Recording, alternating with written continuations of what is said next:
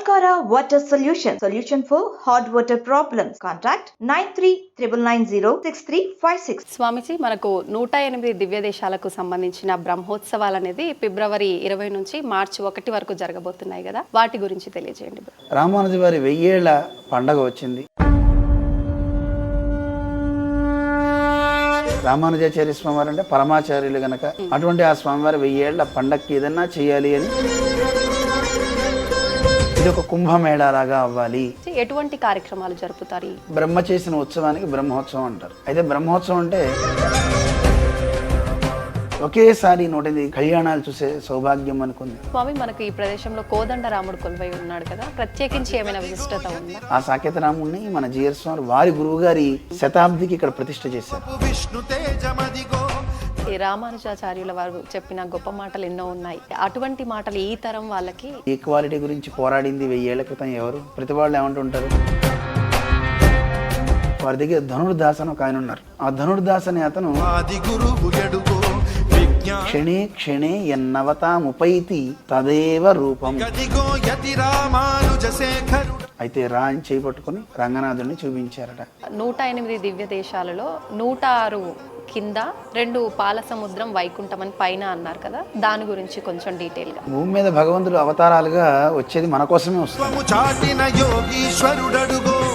ఎవరైతే నన్నే పట్టుకుంటారో, నన్నే ఆశ్రయిస్తారో అలాంటి వాళ్ళు ఏతాం మాయాం తరంతితే మామేతి, నన్నే పొందుతాడు. అయితే సమతామూర్తిని ప్రతిష్ఠించారు కదా స్వామిజీ, దాని గురించి ఇంకొంచెం డీటెయిల్ గా ఎక్స్ప్లెయిన్ చేయండి. ఈ సమతామూర్తికి ప్రేరణ ఇచ్చిన స్థానాలు దివ్యదేశాలు. కొంతమందికి ఆ దేవుడికి సమాజానికి శ్రీరంగ క్షేత్రంలో ఒక మాలదాసరి, అతను కావేరి ఒడ్డున ఆ దేవుని శిఖరాన్ని చూస్తూ పాడుకుంటూ తన్మయత్వంలో ఉండిపోయాడు. అలా ఉన్న సందర్భంలో ఒక రాయి తీసుకుని కొట్టాడు. దెబ్బ తగిలి పాప నెత్తురు కారిపోయింది. అలా నెత్తురు కారుతూ ఉన్న రంగనాథ స్వామి ఒంటి నుంచి నెత్తురు కారుతుంది. మరి దేవుడు సందేశం ఇవ్వాలి కదా. అది కొట్టింది మాలదాసరిని కదా. మాలదాసరిలో మాత్రం నేను లేనా, అతన్ని నా గుడికి తీసుకురా. 2 చేతుల్లో ఆయన పాదాలు పెట్టుకుని వచ్చాడు. రామానుజ వారి గురువు గారు 5గురు ఉన్నారు. 5గురులో ఒక ఆయన పెరియ నంబి అంటారు. ఆయన పంచముడు అనమాట, అంటే మాల జాతికి చెందిన.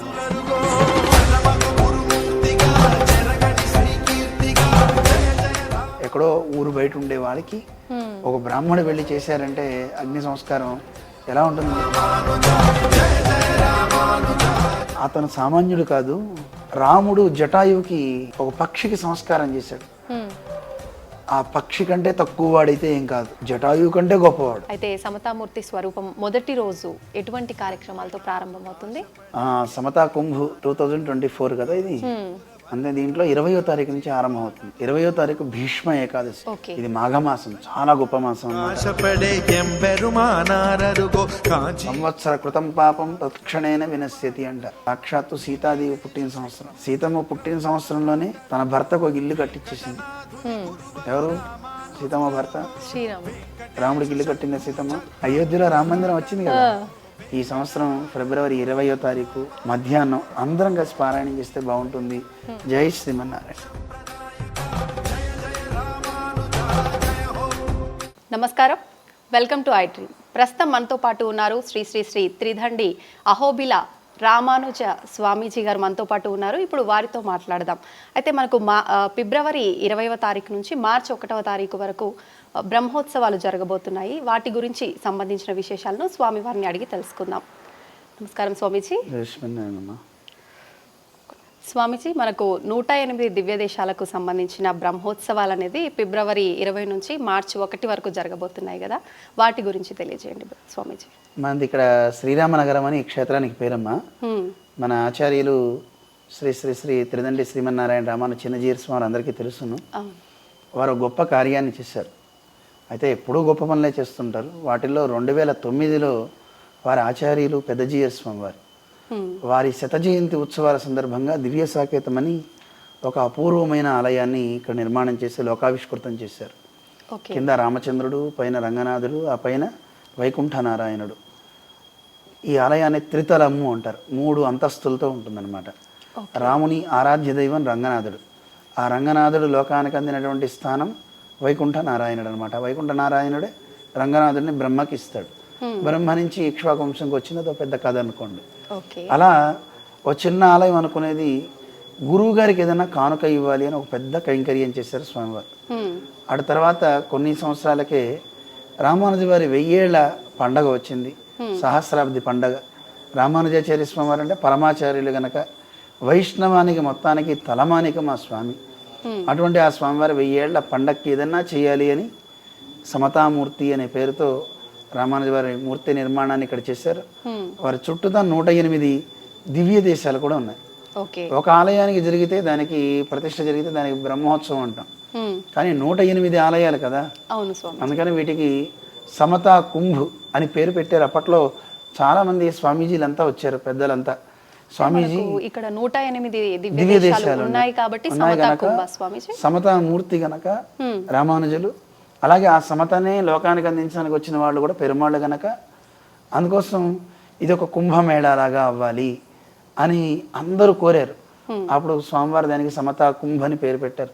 ప్రతి వార్షికోత్సవం బ్రహ్మోత్సవం అని ఒక్క ఆలయానికి చేస్తాం, కానీ 108 దివ్య దేశాలు మామూలు ఆలయాలు కాదు కదా, అందుకోసం వీటికి ఒక మంచి పేరు ఉండాలి అని అలా సమతా కుంభ అని పేరు పెట్టి ఉత్సవం రేపు ఫిబ్రవరి 20 నుంచి 1 దాకా జరుగుతుందన్నమాట.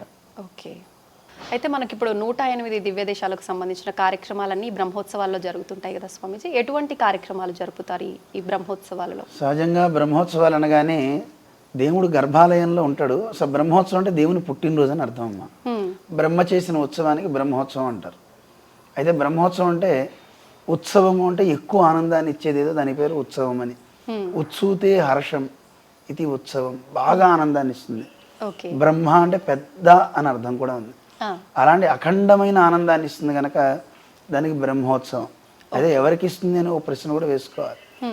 అది తర్వాత మళ్ళీ మీకు చెప్తాను. అన్ని వర్గాల వారికి ఇస్తుంది, ఎందుకు ఇప్పుడైతే తెలిసిపోతుంది కదా, అందరికీ ఆనందాన్ని ఇస్తుంది కదా, దానికి బ్రహ్మోత్సవం అని పేరు పెట్టారు. అందుకని ఒక ఆలయం చేస్తే అందులో దివ్య దేశానికి చేస్తే మహోత్సవం అని పేరు పెడుతుంటారు.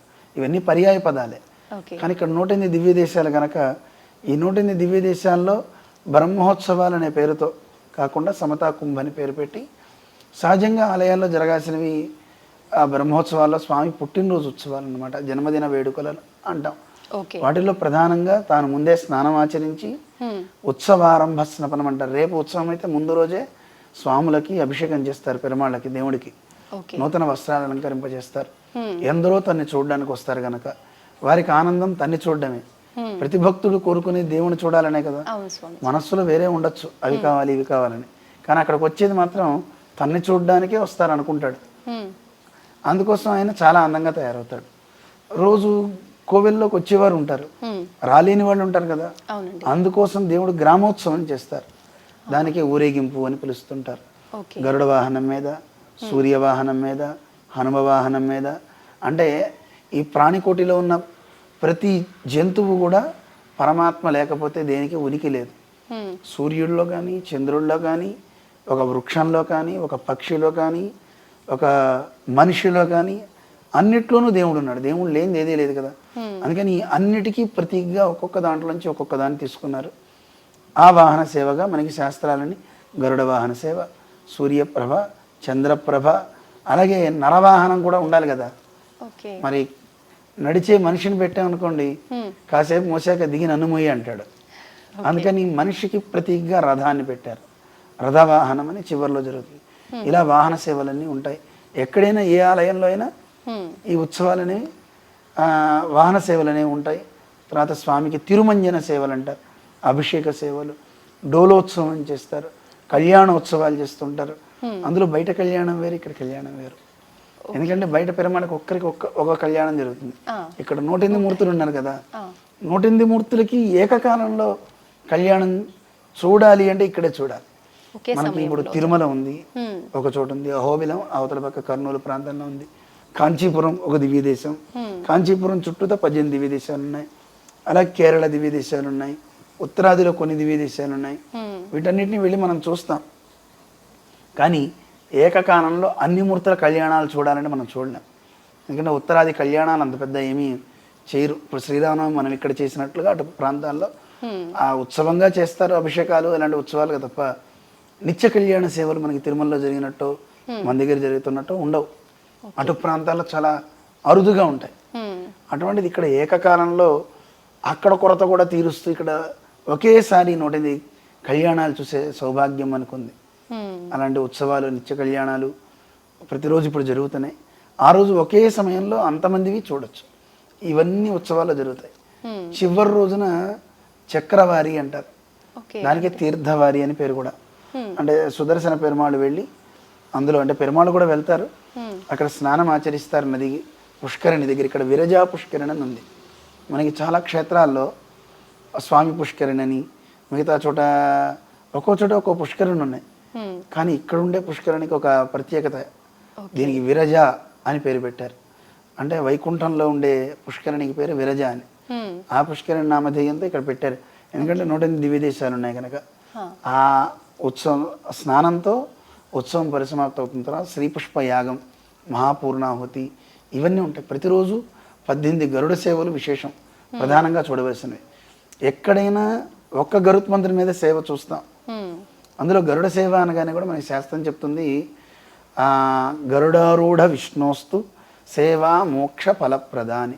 గరుత్మంతుని మీద భగవంతుడు ఉన్నప్పుడు ఆ స్వామిని సేవిస్తే వాడికి బంధాలన్నీ తొలగిపోతాయి, గొప్ప ఆనందాన్ని పొందుతాడు అని మనకి ఆగమ శాస్త్రాలు చెప్తున్నాయి. అటువంటిది ఒక గరుత్మంతుడు కాదు, 18 మంది గరుత్మంతుడు. అందులో 18 గరుడ వాహనాలు మామూలుగా ఉండవు. మీరు చూస్తే పక్షి ఆకృతిలో ఉంటాయి. చాలా అందంగా స్వామివారు తయారు చేయించారనమాట. అటువంటి గరుడ సేవలు జరుగుతాయి. తర్వాత ఎక్కడైనా మీరు చూడొచ్చు ప్లవోత్సవం ఉంటారు. అంటే డోలు మనకి పడవలో స్వామి వెళ్ళేతారు. ఆ పడవ కూడా ఇక్కడ చాలా విచిత్రంగా, ఒక 7 ఎకరాల చెరువు ఉంది ఆశ్రమం పక్కనే. అందులో ప్లవోత్సవంలో పెద్ద పడవ ఉంటుంది. దాంట్లో 18 మంది పెరుమాళ్ళు ఎక్కుతారు, ఒక్కరు కాదు. అంతమందితో స్వామి జలకాలాడడం, ఆ స్వామి అందులో నౌకా విహారం చేయడం, అది చాలా చాలా అద్భుతంగా ఉంటుంది అనమాట. అటువంటి కార్యక్రమాలు ఒకటి అని చెప్పడానికి వీల్లేదు. ఒక్కొక్క దివ్య దేశంలో ఉండే ప్రత్యేకతలన్నీ కూడా కలగొలిపి ఇక్కడ జరుగుతాయి అనమాట. ఓకే, అయితే స్వామి మనకు ఈ ప్రదేశంలో కోదండరాముడు కొలువై ఉన్నాడు కదా, ప్రత్యేకించి ఏమైనా విశిష్టత ఉందా? కోదండరాముడు అంటే ఇక్కడ మనం ఇందాక సాకేతం గురించి చెప్పామే, ఆ సాకేత రాముడిని మన జిఆర్ స్వామి వారి గురువు గారి శతాబ్దికి ఇక్కడ ప్రతిష్ఠ చేశారు. ఇంత పెద్ద రాముని కూడా మనం ఎక్కడ చూడలేదు. చాలా అద్భుతమైన రామచంద్రుడు. రాముడు అనగానే మానవులందరికీ ఒక ప్రతీక కదా. అందులోనూ ఇది తిరుక్కోట్టియూర్ అని ఈ భూమండలంలో ఉన్నటువంటి ఆలయాలలో ఇది సుప్రసిద్ధమైన 2వ ఆలయం. ఈ రామాలయం మనం చూసినట్లయితే సాకేత క్షేత్రం అంటాం దీన్ని, దివ్య సాకేత క్షేత్రం. ఎందుకంటే త్రితలంతో ఉంటుందని చెప్పాం కదా, అష్టాంగ విమానాలతో కూడి ఉంటుంది. విమానం అంటే పైన పెట్టే గోపురాలు అన్నమాట. అవి ఒక్కొక్క గోపురం కింద ఒక్కొక్క నారాయణ అష్టాక్షరి మంత్రంలో ఒక అక్షరాన్ని నిక్షిప్తం చేసి మంత్రపూతంగా చేస్తారు. దేవుడికి లోపల ఎలా ఆరాధన చేస్తారో పైన విమానాలకు కూడా ఆరాధన ఉంటుంది, విమానానికి కూడా ఆరగింపు చేస్తారు. అలాంటి నియమం మనకి ఆగమాలు పెట్టాయి. అందువల్ల ఎక్కడన్నా ప్రాకారం కూడా దేవుడే. ప్రాకారం దెబ్బతిన్నా శాంతి ఉంటుంది. అంటే ప్రాకారం అంటే చుట్టూ ఉండే గోడ అన్నమాట. అలాగా నియమబద్ధంగా ప్రతిరోజు జరగాల్సిన కార్యక్రమాలన్నీ జరుగుతుంటాయి అన్నమాట. ఈ రామచంద్రుడికి ఒక గొప్ప వైశిష్ట్యం ఉంది. ప్రతి పునర్వసు నుంచి పునర్వసు వరకు రామాయణం అంతా పారాయణం జరుగుతుంది. ఇక్కడ భాగవతం జరుగుతుంది, దివ్య ప్రబంధాలు జరుగుతుంటాయి, వేద విన్నపాలు జరుగుతుంటాయి. ఎందుకంటే మన విద్యార్థులందరూ ఇక్కడ చదువుకుంటున్నారు కదా, చదువుకునే పిల్లలకి ఇదొక సెంటర్గా ఉండాలి. ఎలా దేవుణ్ణి ఆరాధించాలి, ఎలా దైవం దగ్గర ఉండాలి. అందుకే చూడండి మన దగ్గర ప్రతిదీ మీరు ఇందాక ఆలయం చూసుంటారు, అక్కడ ఉండేటప్పుడు పిల్లలందరూ వెళ్తారు ఆరాధనకి, వాళ్ళు వెళ్తారు, ఆ కైంకర్యం చేస్తుంటారు, అభిషేకాల్లో పాల్గొంటుంటారు. వాళ్ళకి దేవుణ్ణి ఎలా అర్చించాలి అనేది నేర్పుతుంటారు. ఇక్కడ ట్రైనింగ్ తీసుకున్న వాళ్ళు బయటికి వెళ్తే మరింత శ్రద్ధగా ఆలయాన్ని వాళ్ళు సమర్థవంతంగా అర్చన చేసి ఆ గ్రామస్తులందరికీ మంచి చెప్పే ఒక యువతను తయారు చేస్తున్నారు స్వామీజీ అనమాట. అలా ఉపకరిస్తుంది ఈ ఆలయం. అంటే మనకు బయట వేదం నేర్చుకునే పిల్లల కన్నా ఇక్కడ ఇంకా ప్రత్యేకమైన విధంగా అంటే చదువు ఒకటి మామూలుగా ఉంటుంది, గురుకులంలో చదువు మాత్రమే లభిస్తుంది. అనుభవం రావాలంటే బయటికి వెళ్ళాల్సిందే కదా. కానీ అనుభవం కూడా ఇక్కడ మనకు వస్తుంది. ఇప్పుడు ఎక్కడైనా సరే డాక్టర్ చదువుతూ ఉంటారు, చదివిన తర్వాత అనుభవం రావాలంటే 2-3 పైకి పంపించాలి. ప్రాక్టికల్స్ అనేవి ఉండాలి కదా. అది ఇక్కడ మన ఆలయం దగ్గర ఏంటంటే చదువుతూ దాంతోపాటు దేవుడు అంటే ఏమిటో నేర్పుతూ ఆగమ గ్రంథాలు ఏం చెప్తున్నాయో చెప్తూ వాళ్ళకి ఎలా భక్తులతో ఉండాలి, ఎలా ఒక పద్ధతి పూర్వం పెట్టిన కట్టడంతా ఇప్పుడు పోయింది. పూర్వులంతా ఎలా ఆలయాల్లో ఆరాధన చేసేవారో ఆ క్రమం అంతా ఇప్పుడు మనకి కనపట్టాల. ఎందుకంటే ఆలయంలో అలా వచ్చేసి తీర్థం తీసుకోవడం, సటారు తీసుకోవడం, ఆ పక్కన ప్రసాదం పెట్టేస్తుంటారు. అవి ఎప్పుడు పెట్టాలి, ఎలా పెట్టాలి, ఆ ప్రసాదం పెట్టేటప్పుడు కూడా అందరినీ కూర్చోబెట్టి పెట్టాలి అనే నియమం అనమాట. అలాంటివన్నీ ఇక్కడ జరుగుతుంటాయి. అవునండి, చూసాం ఇందాక మేము వెళ్ళినప్పుడు అందరూ కూర్చొని కూర్చోబెట్టే తీసుకుంటారు అందరూ. అవును, అందరికీ అలా వడ్డం చేస్తారు అనమాట. ఉదయం ఉంటుంది, మధ్యాహ్నం ఉంటుంది, సాయంత్రం ఉంటుంది, 3 పూట్ల అలాగే క్రమం చేస్తారు. ఎంతమంది వచ్చినా అలాగే గోష్ఠి జరిగేటప్పుడు గోష్ఠి అని దాన్ని పిలుస్తారు అనమాట. దానికి మంగళాశాసనం అని పిలుస్తారు. భగవంతుని పూజ అవగానే ఆ స్వామికి హారతి ఇస్తారు, దానికి మంగళాశాసనం అని మంత్రపుష్పం అంటూ ఉంటారు కదా బయట అందరికీ తెలిసేది. అలా చేసి స్వామికి అన్ని విన్నపాలు చేస్తారు అనమాట. చదివిన వేదాలు ప్రబంధాలన్నీ చేసి ఆ స్వామి అనుజ్ఞ తీసుకొని ఆ స్వామి తీర్థ ప్రసాదాలు అందరికి ఇస్తుంటారు. అయితే స్వామీజీ, రామానుజాచార్యుల వారు చెప్పిన గొప్ప మాటలు ఎన్నో ఉన్నాయి. అయితే అటువంటి మాటలు ఈ తరం వాళ్ళకి చాలా వరకు తెలియవు, అవగాహన లేదు అనే చెప్పాలి. రామానుజ వారి మాటలు అవగాహన లేదని మీరు అంటున్నారు, కానీ అది అందరికీ ఎలా ఉందో నేనే చెప్తాను. ఎందుకంటే స్వామి రామానుజాచార్య స్వామి వారు చెప్పింది ఒకటే, సమత, ఈక్వాలిటీ. ఇప్పుడు అందరూ అంటున్నారు కదా, ప్రతివాడు ఈక్వాలిటీ ఈక్వాలిటీ అని అంటున్నారే. మరి ఈక్వాలిటీ గురించి పోరాడింది 1000 ఏళ్ల క్రితం ఎవరు? వారే కదా. వారే అందరికీ చెప్పారు. తర్వాత ఇంకోటి మనం తీసుకున్నట్లయితే ప్రతి వాళ్ళు ఏమంటుంటారు, పెద్ద మడిగట్టుకున్నాడు రా వీడు, వీడేనా పెద్ద శాస్త్రాన్ని చదువుకుంది, మనశుద్ధి కావాలి కానీ వేషం ఎందుకు అంటుంటారు కదా. కానీ నిజానికి మనశుద్ధి ఉండాలి అని వాడు అంటున్నాడు, అనేవాడికి ఉందా లేదా? శుద్ధి ఉన్నవాడు అలాంటి మాటలు మాట్లాడాడు కదా. రామానుజ వారు అది గమనించారు. అది గమనించి ఆ రోజుల్లోనే 1000 ఏళ్ల క్రితమే వారు కావేరీ నదికి స్నానానికి వెళ్ళేటప్పుడు వారి దగ్గర 2 పండితుల మీద చేయి పట్టుకుని వెళ్ళేవారు. స్నానం ఆచరించిన తర్వాత మడి కదా, ఆ మడి సమయంలో వారి దగ్గర ధనుర్దాస్ అని ఒక ఆయన ఉన్నారు. ఆ ధనుర్దాస్ అనే అతను ఒక మల్లయోధుడు. ఆ మల్లయోధుడి మీద చేయి వేసి వెళ్ళేవారట. అదేమిటి అందరూ ఆశ్చర్యపోయారు, ఇదేమిటి స్నానం చేసే ముందేమో శుద్ధమైన బ్రాహ్మణుని పట్టుకుని వెళ్ళారా, ముందు స్నానం చేసి వచ్చేటప్పుడు బ్రాహ్మణ చేయి వదిలి ఈ మల్లయోధుడు చేయి పట్టుకుని వెళ్తున్నారే, ఇదేమిటి అని అందరూ అనుకున్నారు. ఎందుకంటే అతను చాలా గొప్ప వ్యక్తి ధనుర్దాసు. మీరు ఆయన ఘట్టాన్ని మార్చి అన్నమయ్య సినిమాలో పెట్టారు, మీకు చెప్తే విషయం తెలుస్తుంది. వెంకటేశ్వర స్వామి ఊరేగింపు వెళ్ళేటప్పుడు అవతల పక్క అన్నమయ్యని చూపించారు కదా, తన భార్యలకి తన గొడుగు పట్టుకు వెళ్తున్నట్టుగా. కానీ అక్కడ నిజానికి ధనుర్దాసు ఆ పని చేసింది. శ్రీరంగ క్షేత్రంలో రంగనాథుని ఊరేగింపు వస్తుంది. ఇటు పక్క మంత్రాలన్నీ చదువుతూ వెళ్తున్నారు. ముందు రామానుజులు నడుస్తున్నారు. నడిచే సందర్భంలో ఒక కలకలం వారి మాటలు కొన్ని విన్నారు. ఏమంటే, అయ్యో ఇదే భ్రష్టుడు, దుష్టుడు అని అంటున్నారు. ఎందుకు వీళ్ళంతా స్తోత్రాలు మానేసి ఇలా అంటున్నారని పక్కే తిరిగి చూస్తే ఆ పక్కన ధనుర్దాసు, ఒక గొప్ప మల్లయోధుడు కదా, వాడిని ఏమైనా వెళ్ళి ఎదుర్కొంటే ఎక్కడ కొడతాడో అని అందరికి భయం. కానీ ఆ మల్లయోధుడు గొడుగు పట్టాడు ఆవిడ భార్యకి. తన భార్య చాలా అందగత్తె, ఆవిడ నేత్రాల సౌందర్యం ఇంత అని చెప్పడానికి అలవి కాదు. అతను సిగ్గుపట్టాల, నేను ప్రేమించిన దానికి నేను ఎందుకు సిగ్గుపడాలి? అందుకని ఆ సౌందర్యాన్ని చూస్తూ అక్కడేమో వీళ్ళందరూ పరమాత్మ సౌందర్యాన్ని పడుతుంటే ఈయన తన భార్య సౌందర్యాన్ని వర్ణిస్తూ, ఆవిడికి రంగనాథుడి భక్తురాలు ఆవిడ, ఈయనకి రంగనాథుడు లేదు ఏమీ లేదు, ఎంతసేపు మల్ల యుద్ధాలు అవే. తన భార్య రమ్మంది కదా అని వెళ్ళాడు. వెళ్ళినప్పుడు ఆవిడ రంగని చూస్తూ అలా కళ్ళు పెట్టుకుని పెద్దగా చేసుకుని చూస్తుంది. ఆ నేత్రాలను చూసి ఈయన గొడుగు పట్టి ఎక్కడ ఈవిడి కళ్ళు వాడిపోతాయో ఎండ తగిలి అని గొడుగు పట్టి వెనక్కి అడుగులు వేస్తున్నాడు. దేవుడు నడిచేటప్పుడు వీపు చూపకూడదు కదా, వెనక్కి అడుగులు వేస్తూ నడవాలి. నిజానికి అలా నడవాలి, స్వాములందరూ అలా నడవాలి. నిజానికి అలా నడిచే వీళ్ళు దృష్టి దేవుడి మీద పోయి ఈయన మీదకి పోయింది. సహజంగా అందరి దృష్టి అలాగే పోతుంది కదా, ఎవరు వచ్చారు, ఎవరు వస్తున్నారు, ఎవరున్నారు, ఏం చేస్తున్నారు, వాళ్ళ మీదకి పోతూ ఉంటుంది. కానీ ఇతని దృష్టి అలా వెళ్ళ, తన దృష్టి అంతా ఎంతసేపు ఆవిడ మీదే ఉంది. ఆవిడనే వర్ణిస్తున్నాడు. ఇది చూసి రామానుజ వారు చాలా అద్భుతం అనుకుని, ఇంకా మీకు కథ తెలిసిందే, అన్నమయ్య సినిమాలో ఎలా పెట్టారో అక్కడ శ్రీనివాసుడు వచ్చాడు. కానీ నిజానికి రామానుజులు వెళ్ళారు ఈ పిల్లవాడి దగ్గరికి. వెళ్ళి అతన్ని తట్టారు.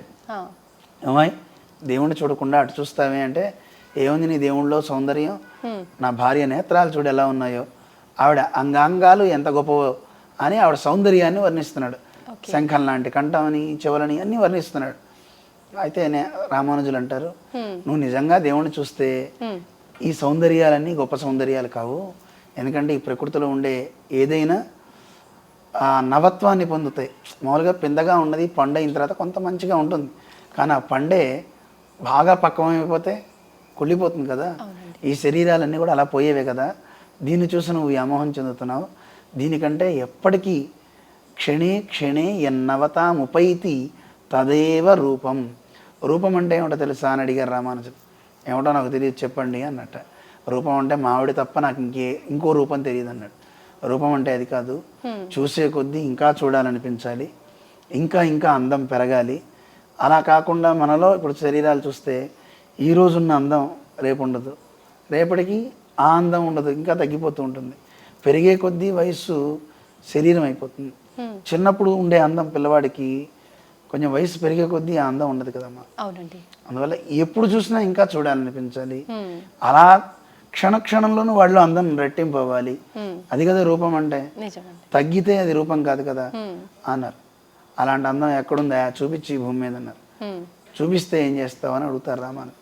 చూపిస్తే ఇప్పుడు నా భార్యని ఎంత బాగా చూస్తున్నాను అంతకంటే బాగా చూస్తాను, దానికి దాసుడిని అయిపోతాను అన్నట్ట. అయితే రా అని చేపట్టుకొని రంగనాథుడిని చూపించారట. మనం ఆలయంలో చూస్తే దాన్ని ఒక విగ్రహంగా భావిస్తాం, కానీ రామానుజులు విగ్రహంగా చూడలే. సాక్షాత్తు ఆయన బ్రహ్మ, భగవంతుడే అని చూశారు. మనం గుళ్ళోకి వెళ్తే అలా అనుకుంటాం, అక్కడే జోకులు వేసుకుంటాం, అక్కడే ఫోటో తీస్తాం. నిజంగా అక్కడ దేవుని స్థితి ఉంది అన్నప్పుడు, ఆయన ఉపస్థితి అక్కడ ఉంది అని తెలిసినప్పుడు అలాంటి భావన ఉంటుందా చెప్పండి? ఉండదు కదా. ఎవరన్నా మనం చూస్తున్నారు అన్నప్పుడు ఉండే వేషం వేరు. అందరూ చూస్తే నిటారుగా ఉంటాడు, ఎవరు లేరంటే మనం మామూలుగా ఉంటుంది కదా. అలాంటి స్థితిలో రామానుజు వారు పెరుమాళను అక్కడ చూడడం, మూర్తిగా భావించడం, వారి చరిత్రలో చాలా ఉన్నాయి ఘట్టాలు. అలా ఒక కామదాసుణ్ణి రంగదాసుణ్ణి చేశారు ఆయన. మరి ఈనాటి యువతకు అది అవసరం కాదా? అందరికి కూడా. అందువల్ల రామానుజ వారి ప్రభావం యువత మీదైనా ఎంతైనా, ఆలయాలు అనేవి ఎలాంటి స్థితిలో ఉంటాయి, అక్కడికి వెళ్తే మనిషి ఎలా ఎదగచ్చు, తోటి మనిషిని ఎలా చూడొచ్చు, ఇలాంటివన్నీ రామానుజు చెప్పారు. తర్వాత ఇప్పుడు చూడండి, మిమ్మల్ని నేను ఒక ప్రశ్న అడుగుతా, చెప్పండి. మీకు దేవుడు అంటే ఇష్టమేనా? చాలా అండి. చాలా ఇష్టం. మరి చాలా ఇష్టమైన దేవుడికి ఎంత సమయం మీరు ఇస్తారు? రోజులో 10 నిమిషాలు 5 నిమిషాలు 10 నిమిషాలు ఇస్తారు. మరి నిజంగా మీకు బాగా ఇష్టమైంది డబ్బులు అనుకోండి, డబ్బులు ఇష్టమా దేవుడు ఇష్టమా అంటే ఏం చెప్తారు? దేవుడే ఇష్టం నాకు. తప్పు. లేదండి, దేవుడే ఇష్టము అని మీరు అన్నారు అనుకోండి, మీ ఆఫీస్ వాళ్ళు అమ్మా నీకు దేవుడు అంటే ఇష్టం కనుక నీకు శాలరీ బదులు దేవుడు ప్రతిమలు ఇస్తానమ్మా, ఇదిగో కృష్ణుని ఇస్తా తీసుకో అన్నారు అనుకోండి, మీరు నెల కృష్ణుని తీసుకుని ఇంటికి వెళ్తారా? శాలరీ లేకుండా వదిలేసుకుంటారా? లేదండి, అలా వదిలేసుకోము. కాకపోతే ఆ భగవంతుడే నాకు ఏదో ఒక దారి చూపిస్తాడు. ఏది ప్రాముఖ్యం? లోకంలో ప్రతి వ్యక్తికి అవసరాలు ఉంటాయి, ఆ అవసరాలు తీర్చుకోవాలి అని వాటి మీద దృష్టి ప్రతి వ్యక్తికి ఉంటుంది. అందువల్ల ఆ దృష్టి మనిషికి ఎక్కువ ఉంటుంది కనుక దేవుడి దగ్గరికి పోతాడు. అప్పటిదాకా దేవుడు అంటేనే ఇష్టం అన్నట్టు వెళ్తాడు, కానీ అక్కడికి వెళ్ళిన తర్వాత దేవుడి దగ్గరికి వెళ్ళి ఆయనకంటే ఇష్టమైనవి ఏవో ఉంటాయి వాడికి, దాన్ని అడుగుతాడు కదా. సహజంగా గుడి దగ్గరికి వెళ్తే ఏమడుగుతాం మనం? స్వామి నాకు అది కావాలి, చదువు కావాలి, పెళ్లి కావాల్సిన వాడు, వివాహం కావాలని అడుగుతాడు. నిజంగా దేవుడే ఇష్టము అనుకున్నప్పుడు ఆయన్ని తప్ప ఇంకోటి కోరకూడదు కదా. కానీ లోకంలో అలా ఉంటారా? ఉండరు కదా. ఎందుకు చెప్తున్నానంటే ఈ మాట, బాగా ఇష్టమైన దాన్ని అస్సలు వదిలి ఉంటారా? బాగా మీకు ఇష్టం ఏమిటి అంటే ఈ రోజుల్లో చెప్పేవన్నీ అందరూ అబద్ధాలే. బాగా సెల్ ఫోన్ని ప్రేమించినంత ఇంకోళ్ళని ఎవరు దేన్ని ప్రేమించరు. Cell phone వదులుంటారా? ఎప్పుడు చేతులోనే. భోజనం చేస్తున్నా, ఏ పని చేస్తున్నా, ఎప్పుడైనా అది అక్కడ చేతుల్లోనే ఉంటుందన్నమాట కదండి. అందువల్ల క్షణం కూడా వదిలిపెట్టాం కదా. మరి దేవుణ్ణి ఎందుకు 10 నిమిషాలే అంటున్నాము? దైవాన్ని కూడా ఎప్పుడు చేయాలి కదా. మరి అలా చేయాలంటే మన జీవితం ఎలా, తిండి ఎలాగా, నిద్ర ఎలాగా అనిపిస్తుంది కదా. అందుకే ఒక్కొక్కరు 1 నిమిషం ఇస్తాను, 2 నిమిషాలు ఇస్తా అంటుంటారు. కానీ జిఆర్ స్వామి అంటారు 24 గంటలు దేవుడికే ఇవ్వండి అంటారు. ఎలా ఇస్తాం? కష్టం కదా. రామానుజులు చెప్పారు, అక్కర్లేదయ్యా, నువ్వు దేవుడికి 24 అవర్స్ ఇవ్వచ్చును. ఎలాగా? నువ్వు చేసే ప్రతి పని భగవద్ ఆరాధనగా భావించు. అలా భావించావా, ఆ ప్రతి పని కూడా ఆరాధనే అవుతుంది. భోజనం చేస్తున్నారు, కృష్ణార్పణం అంటూ తింటున్నారు, కృష్ణ నీకే ఇస్తున్నా అనుకోండి, అది ఆరాధన. స్నానం చేస్తున్నారు, ఆ భగవంతుని ఆలయానికే నేను అభిషేకం చేస్తున్నా, ఇది కూడా ఆరాధనే. ఇలా మనం చేసే ప్రతి పని భగవద్ ఆరాధనే అవుతుంది అని రామానుజులు చెప్పిన మాటనే మన పెద్దలంతా భగవద్గీతలో కృష్ణుడు చెప్పిన మాటే, సొంతమేం కాదు. ఇంకా చాలా ఉన్నాయి, చెప్తాను. అయితే స్వామీజీ, రామానుజాచార్యుల వారు ఇన్ని గొప్ప మాటలు చెప్పారు కదా, అయితే అవి నిజంగా నేటి తరానికి, అంటే మీరు చెప్పారు అవన్నీ కొంతలో కొంత పాటిస్తున్నారు అన్నట్లుగా, నిజంగా అందుతున్నాయా? అలా అందడం కోసం మీ వైపు నుంచి ఏమైనా ప్రయత్నం అందుతున్నాయా అని మీరు ప్రశ్న అడిగారు కదమ్మా. రామానుజు వారి కాలం 11వ శతాబ్దం. బ్రహ్మనాయుడి కాలం మీరు చూడండి. బ్రహ్మనాయుడి కాలంలో సహపంక్తి భోజనాలను ఉన్నాయి. బ్రహ్మనాయుడు రామానుజుల వారి యొక్క ఫిలాసఫీని చక్కగా అవపోసన పట్టినవాడు. సహపంక్తి భోజనాలను అలవాటు చేశాడు. అది నేర్పిన వారు రామానుజు వారే. ఇప్పటికీ మీకు చెప్పాం కదా, మన ఆలయాల్లో అందరూ కలిసికట్టుగా చేస్తున్నారు, ప్రసాదాలు తీసుకుంటున్నారు. ఈరోజు చాలామంది మాలదాసరులు హరిలోరంగా హరి అని గోవిందనామ స్మరణ చేసి హరిదాసులు చాలామంది ఉన్నారంటే రామానుజు వారి పుణ్యమే. నిత్య వైష్ణవులు అని వాళ్ళకి పేరు. వాళ్ళు హరినామ సంకీర్తన చేస్తూ ఈరోజు ఎలా అయితే బ్రాహ్మణులంతా వైష్ణవ స్వాములుగా ఉండి ఆలయాల్లో అర్చన చేస్తున్నారో, అలాంటి వాళ్ళకి ప్రతిగా వాళ్ళు గ్రామాల్లో వీధి వీధుల్లోకి వెళ్ళి భగవంతుని యొక్క వైభవాన్ని చాటింపు చేస్తూ ఉంటారు. అది ఎంత గొప్ప పరంపర! అది రామానుజు వారు ఇచ్చిందే కదా. అందువల్ల రామానుజు వారు సమతని బాగా ప్రబోధించి ఆ సమత్వాన్ని అందరికీ చెప్తూ, ఆలయంలో చూడండి, ఇప్పుడు సహజంగా ఎవరింట్లో వాళ్ళు భోంచేస్తాం. అవునండి. కానీ గుడికి వచ్చిన తర్వాత జీయర్ స్వాములమైనా సరే చాలామంది అంటారు, మాతో వచ్చి కూర్చొని తినచ్చు కదా, మా ఇంట్లో తినచ్చు కదా అని. కానీ నియమం మనం ఎక్కడా తినం, ఎవరింట్లోనూ తినం. పెద్ద పెద్ద కోటీశ్వర్లు వచ్చి పిలిచి మేము ఇంత ఇస్తాను తినండి అన్నా తినం. ఎక్కడ తింటాం? అది దేవుడి సమక్షంలో, దేవుని ఆరాధనలో, దేవునికి నివేదితమైనటువంటి ప్రసాదం శాస్త్రోక్తంగా ఆలయాల్లో జరుగుతాయే. అలాంటి చోట అందరం కూర్చుంటాం. మన జీయర్ స్వాములు ఉంటారు, మేము ఉంటాం, పెద్ద పెద్ద శాస్త్ర విద్వాంసులైన పండితులు ఉంటారు, అందరూ కూర్చుంటారు. అందరి చేతుల్లోనూ ప్రసాదం ఇస్తారు, అందరూ స్వీకరిస్తున్నారు. అది చెప్పింది రామానుజు వారే కదా, రామానుజు వారు ఏర్పాటు చేసిందే కదా. అటువంటి కార్యాలన్నీ ఉంటాయి. అయితే స్వామీజీ, మనకి ఇక్కడ 108 దివ్య దేశాలలో 106 కింద 2 పాల సముద్రం వైకుంఠం అని పైన అన్నారు కదా, దాని గురించి కొంచెం డీటెయిల్గా. ఎందుకంటే ఈ భూమి మీద భగవంతుడు అవతారాలుగా వచ్చేది మన కోసమే వస్తున్నాడు, మనందరి కోసం. ఎందుకంటే మనం అంత దూరం వెళ్ళలేం కదా. బాగా దాహం వేసిన వాడికి నీరు కావాలి అంటే బోల్డన్ని చోట్ల ఉంటాయి. ఆకాశంలోనూ నీరు ఉంది, మేఘాల్లోనూ నీరుంది, అంటే అండాల్లో, బ్రహ్మాండంలో, అండకటాహంలో నీరుంది. అక్కడికి మనం వెళ్ళలేం. కానీ మన కోసం కొంత దిగి ఆవిరి రూపంలో ఉన్నటువంటి జలం ఏదైతే ఉందో, మేఘ రూపంలో, అందులోనూ జలం ఉంది. కానీ అక్కడికి మనం వెళ్ళలేం. కానీ మన కోసం వర్షించిన నీరు ఉంటుంది. ఆ వర్షించినప్పుడు దాహం ఉన్నవాడు తాగుతాడు. కానీ లేనివాడికి నీరు ఎలాగా అంటే, ఆ నీరే పర్వత చర్యల నుంచి వచ్చే డ్యామ్లోను వాటిల్లోనూ ఉంటుంది. అలా వచ్చినటువంటి దాన్ని స్టాక్ చేస్తారు. అది తాగాలనుకున్నవాడు అక్కడికి వెళ్తాడు. కానీ అక్కడికి కూడా వెళ్ళలేని వాడికి తూముల ద్వారా నీరు కాలవలై వాడి ప్రాంతాలకు వస్తుంది. అక్కడ పంటలన్నీ పండుతాయి. అలాగే వాడు ఉంటే దాహార్తం తెచ్చుకుంటాడు. అక్కడికి వెళ్ళలేని వాడికి పైపు లైన్ వేస్తారు ఇంటి దాకా. వీటి ట్యాంకులో నీళ్లు నిండుతాయి, కుళాయి తిప్పుకుంటే నీళ్ళు వస్తాయి. అర్థమవుతుందమ్మా?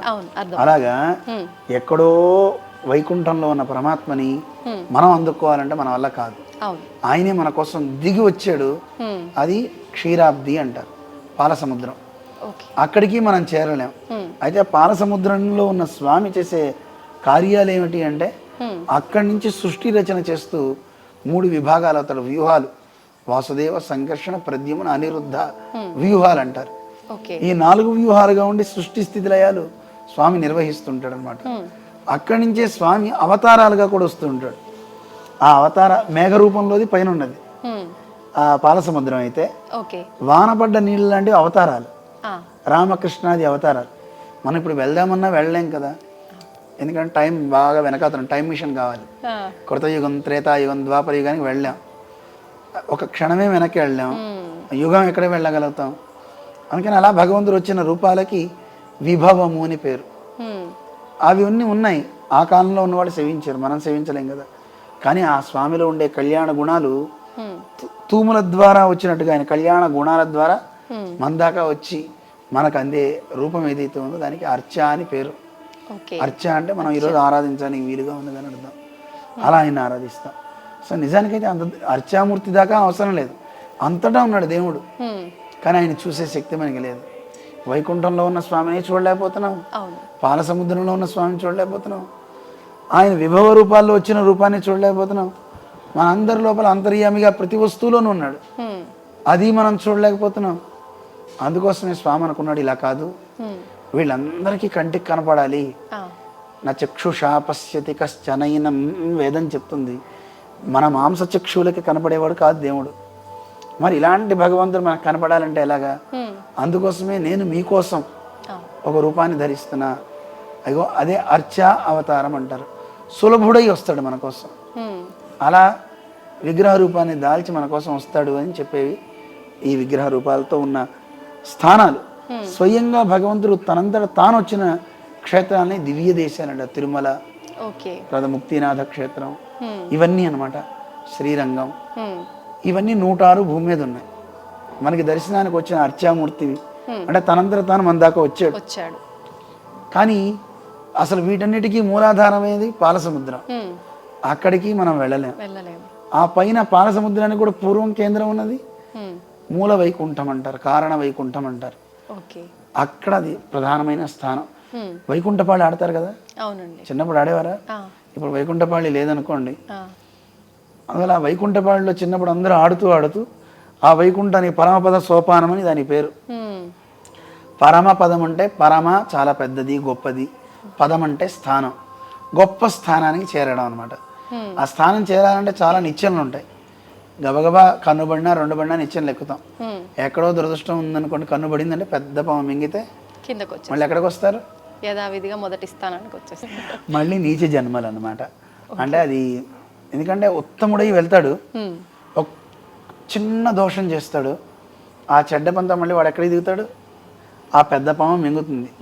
అది అహంకారం కావచ్చు, కామం కావచ్చు, క్రోధం కావచ్చు, ఏదో ఒకదానికి వాడు వసుడైతే చాలదు. ఆ పైనుంచి దిగి మళ్ళీ నీచ జన్మల్లోకి బురదలో పొరలాడే జంతువు దగ్గర నుంచి ఏ జన్మ వస్తుందో తెలియదు.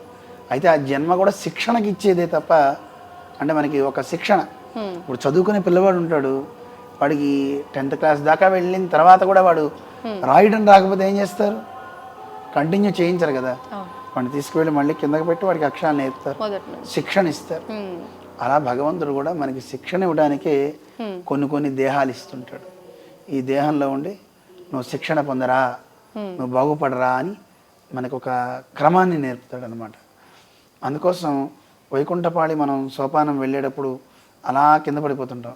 కానీ కొంతమంది ఏ పాము దగ్గర పడరు, అదృష్టవంతులు టకటకటక నిత్యం లెక్కేస్తారు, అలా పరమపద సోపానికి వెళ్తారు, అందులో అయిపోతుంది, వాడి ఆట అయిపోతుంది. అంటే మనం చేరవలసిన స్థానం అది.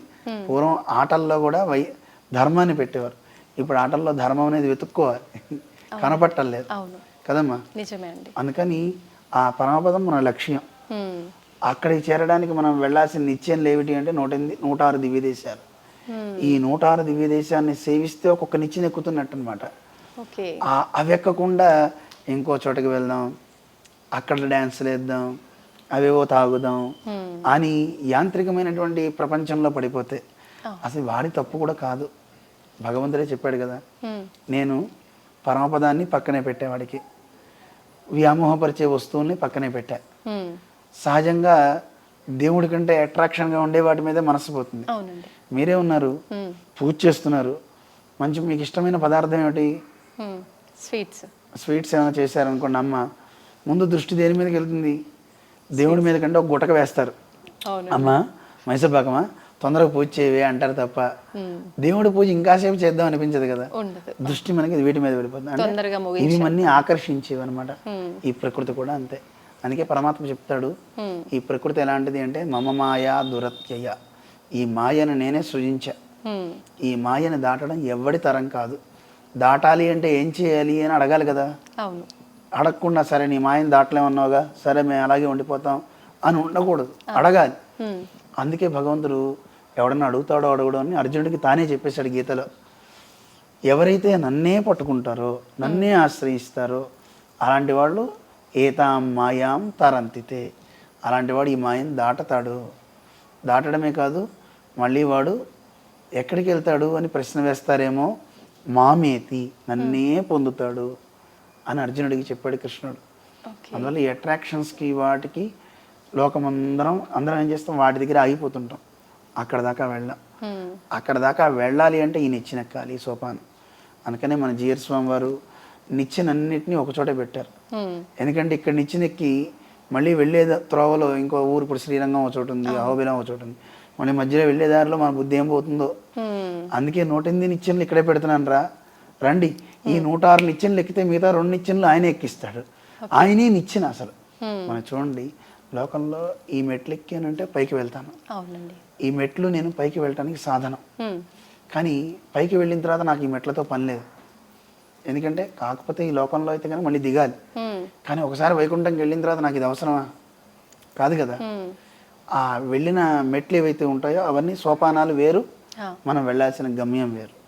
ఇంకా మీకు బాగా చెప్పాలంటే, మీరు ఆటోలో మీ ఇంటికి వెళ్తున్నారు, ఇంటికి వెళ్ళిన తర్వాత ఆటోని ఇంట్లోకి తీసుకెళ్తారా? లేదండి. ఏం చేస్తారు? ఇంటి ముందు వరకే వాడు డబ్బులు ఇచ్చేస్తారు, వాడు పోతాడు, ఆటో వెళ్ళిపోతుంది, మీరు ఇంటికి వెళ్ళిపోతారు. తర్వాత ఆటో గురించి ఆలోచిస్తారా? లేదు. పాప నన్ను తీసుకొచ్చింది ఆటో, ఏమైపోయిందో అని అనుకోరు కదా. అలాగే మనం కూడా వైకుంఠానికి వెళ్ళిన తర్వాత తీసుకువెళ్ళడానికి సాధనమైన దాని గురించి మనం వదిలిపెట్టేస్తాం.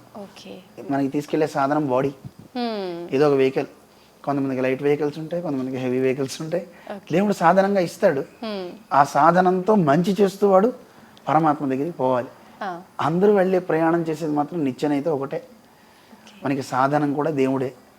ఆ సాధనాన్ని పట్టుకుని మనం ఆయన్ని చేరాలి.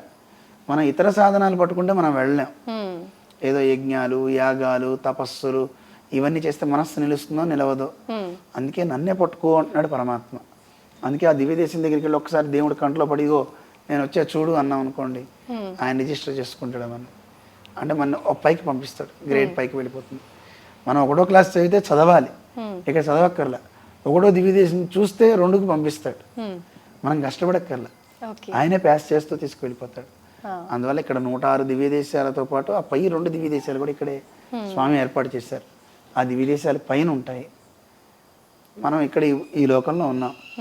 అన్నీ ఒక్కసారి చూడలేం గనక అన్నీ ఒక్కసారి సేవిస్తే మనకు ఒక బుద్ధి తెగ వికసిస్తుంది, ప్రేరణ కలుగుతుంది, దైవాన్ని చూడాలనిపించి మంచి స్థితిలో మనిషి ఉంటాడు కదా అని మన జీఆర్ స్వామి కూడా ఇక్కడ 108 ఏర్పాటు చేశారు.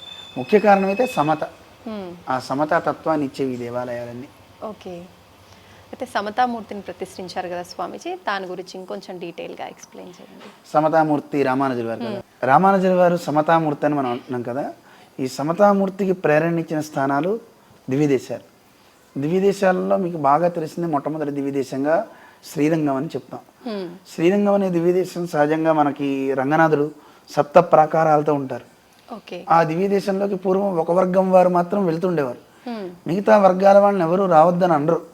కానీ వాళ్ళే అశుచిగా ఉంటాం, ఏదో తినకూడని ఆహారాన్ని తీసుకుంటాం. ఎందుకంటే కొంతమందికి కొన్ని నియమాలు ఉంటాయి. కొంతమంది శాకాహారులు ఉంటారు, కొంతమందికి మాంసాహారులు ఉంటారు, కొంతమందికి దేవుడు అంటే భక్తి ఉంటుంది, కొంతమందికి దేవుడు అంటే భయం ఉంటుంది. అందుకే ఎవరినన్నా అనేటప్పుడు ఏమంటారు, ఆవిడకి భక్తి భయం కొంచెం కూడా లేదండి అంటారు కదా. అంటే భక్తి ఉన్నా మంచిగా ఉంటారు, భయం ఉన్నా మంచిగా ఉంటారు. ఈ 2 లేకపోతే విచ్చలవిడిగా ఉంటారు. అందుకని వాడికి భయం భక్తి లేదంటారు కదా. అలాగా కొంతమందికి భక్తితో ఉన్నవాడు దేవుడికి ఇష్టమైనవి చేస్తాడు. భయం ఉన్నవాడు ఇష్టం లేని ఒకవేళ చేస్తే దూరంగా ఉండి స్వామి నన్ను ఏమన్నా అంటాడేమో, స్వామి నన్ను ఏమనకు అని వాడు దూరంగా ఉంటుంటాడు. అందువల్ల పూర్వకాలంలో చాలామందికి దేవుడు అంటే ఇష్టం ఉన్నా ఆహార నియమాదుల వల్ల వాళ్ళందరూ వాళ్ళే స్వయంగానే పెద్దలు ఎవరన్నా కనపడినా లేదు ఒకవేళ దేవుని ఊరేగింపు వస్తున్నా దూరంగా ఉండి చూస్తుండేవారు. స్నానం చేయలేదండి నేను రానండి అంటూ బహుశా నాకు అనిపిస్తూ ఉంటుంది అది. ఎందుకంటే మా పెద్దలు కూడా కొంతమంది అలా చెప్పారు. కానీ దాన్ని కొంతమంది బ్రిటిష్ వాడు వచ్చిన తర్వాత అని వింటుంటా నేను. మనలో మనకి తగాదాలు పెట్టి గొడవలు పెట్టి వాళ్ళే వైరాన్ని పెంచారు. లేకపోతే ఇదివరకు అన్ని వర్గాల వారు అన్ని పనులు చేసేవారు. అన్నీ ఒక్కరమే చేయలేం. కొంతమంది ఆలయం కడతారు, కొంతమంది పందిళ్ళు వేస్తారు, కొంతమంది యజ్ఞశాలలు కడతారు, కొంతమంది యజ్ఞానికి వాడడానికి కావాల్సిన కుండలు ముంతలు తయారు చేస్తారు. కొంతమంది యజ్ఞానికి వచ్చే వాళ్ళందరూ తినాలి కదా, ఆ తినడానికి వీలైన పదార్థాలు తయారు చేయడానికి పొలాలు పండిస్తూ వాళ్ళు ధాన్యం పండిస్తారు. ఇప్పుడు చూడండి, ఒక్కొక్కరికి ఒక్కొక్కటి ఇష్టం ఉంటుంది. ఆ ఇష్టం ఉన్న పనిని వాళ్ళు ఎంచుకుంటారు, అది మిగతావి చేయమంటే నాకు అది నా వల్ల కాదంటారు. ఇప్పుడు మిమ్మల్ని పాడమన్నాం అనుకోండి, మీరేమంటారు? అయ్యో నాకు చేత కాదు స్వామికో స్వామీజీ. నమస్కారం, మాట్లాడమంటే మాట్లాడతా కానీ పాడమంటే నేను పాడలేను అంటారు కదా. అందువల్ల ఒక్కొక్కరికి ఒక్కొక్క అభిరుచి ఉంటుంది. ఆ అభిరుచిలోనే కొంతమందికి దేవుడికి వెళ్ళి ఆరాధన చేయాలనిపిస్తుంది, కొంతమందికి ఆ దేవుడికి సమాజానికి నేమన్నా వండి పెట్టాలనిపిస్తుంది. పూరి జగన్నాథ క్షేత్రం తీసుకోండి, ఓకే స్వామీజీ. అక్కడ మొత్తం ఊరు మొత్తానికి అక్కడే అన్నం దేవుడికి పెట్టింది తినాలి. ఎవరైనా ఎన్ని ఆశ్రమాలున్నా కుండల్లో పెట్టి వండుతారు, అదే జగన్నాథుడికి నివేదన వెళ్తుంది. ఎంతమంది వచ్చినా అవే ఆహారాలు తీసుకుని వెళ్ళి అవే తింటారు. ఎంగిలి గింగిలి ఏమి ఉండదు. దేవుడికి పెట్టడానికి ముందు మాత్రం దేవుడికి నివేదన అయ్యేంతవరకు మడి, ఎవడు తాకినా కుండలన్నీ పారేస్తారు, మళ్ళీ ఒక్కడి తినరు. అది అయిపోయిన తర్వాత, దేవునికి నివేదన అయిన తర్వాత మీరు తింటుంటే ఎవడైనా వచ్చి అందులో తీసేసుకోవచ్చు, మీరు ఏమో అంటానికి లేదు. ఒకళ్ళు కొంతమంది తిన్నాక కింద పడిపోయిన ఎంగిలైనా సరే ఆ మెతుకు దొరికితే చాలనుకుంటారు. ఉచ్చిష్టం అంటాం కదా, అంటే 2 రకాలు ఉంటాయండి, శేషము, ఉచ్చిష్టము. శేషము అంటే ఒక గిన్నెలో లేదు ఒక అరటి గెల ఉంది, ఆ అరటి గెలలో ఒక పండు మీరు తింటే మిగతా అదంతా మీకు శేషం అయిపోతుంది. కానీ ఒక అరటి పండు మీరు కొంచెం తిన్నారు, తినగా ఎంగిలైంది, ఆ ఎంగిలి ఉచ్చిష్టం అంటారు. మనం తినేటప్పుడు మెతుకులు కింద పడుతుంటాయి కంచంలో, అలా పడ్డాయంటే దాన్ని ఉచ్చిష్టం అంటారు. ఉచ్చిష్టాన్ని తినకూడదు. కానీ జగన్నాథ క్షేత్రంలో దాన్నైనా తీసుకుని వెళ్ళిపోతారు, తినేస్తారు. మనం తినే దాంట్లో తీసుకుని వెళ్ళిపోతారు, ఏమంటానికి లేదు.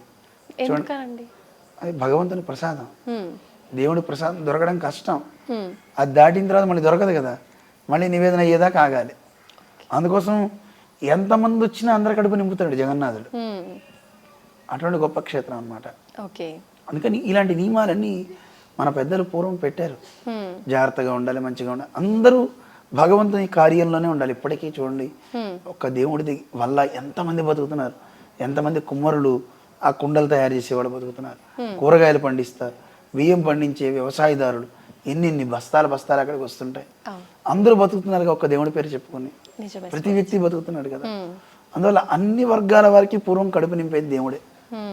అందరూ మిగతా వర్గాల వారు ఆ పనిలో శ్రమ పడుతూ దేవుణ్ణి చూసే అంత ఇది వాళ్ళకు ఉండేది కాదు. అందుకే దేవాలయంలోకి రాలేని వారి కోసం దేవుడే నడిచి వచ్చేవాడు. అది గొప్పతనం కదా. మనం గుడికి వెళ్తాం, వెళ్ళి దేవుడిని చూస్తాం, కానీ దేవుడే మన కోసం రావడం అది ఇంకా గొప్పతనం కదా.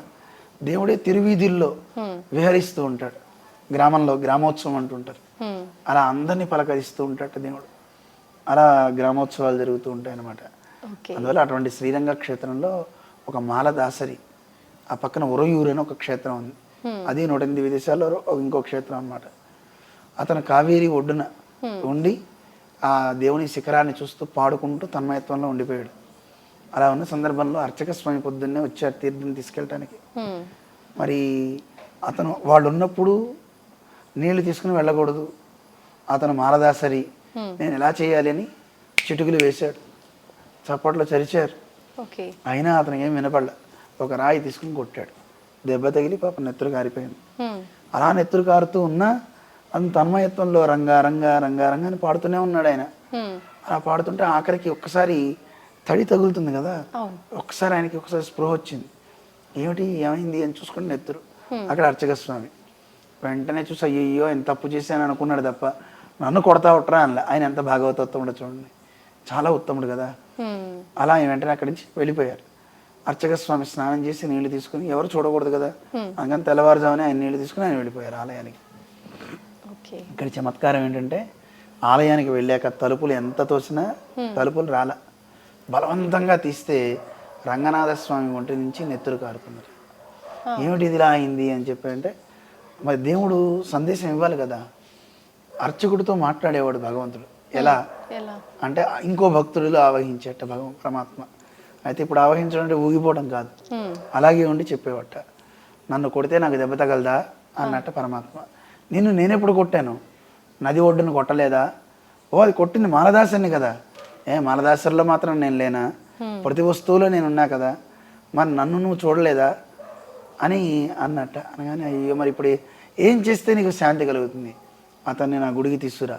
స్వామి అతను మాలదాసరి కదా, అడుగు పెడితే ఎలా గుడి అపవిత్రం అవదా అంటే గుడి అపవిత్రం ఎప్పుడు అవదయా ఆలయం నా భక్తుడు ఎక్కడుంటే పవిత్ర స్థానం అవుతుంది, అందువల్ల ఏ ఇబ్బంది లేదు, చక్కగా ఆయన లోపలికి తీసుకురా అని అన్నట్ట. సరే అయితే మీరు చెప్పారు కదా అని వెంటనే ఈయన వెళ్ళాడు. మాలదాసులు చూసి భయపడిపోయాట. వామ్మో పొద్దున్న కొట్టాడు, ఇంకా కోపం తీరలేదు, ఈసారి మళ్ళీ ఉతికేస్తాడేమో అని మళ్ళీ పరిగెత్తడం ఆరంభించాడు. ఆగరా నేను కొట్టడానికి కదరా అని ఎలాగో అటు పరిగెత్తి ఆయన పట్టుకుని గుడికి రా అంటే నేను రాను, నేను అడుగు పెట్టకూడదు కదా గుళ్ళో అన్నట్టు.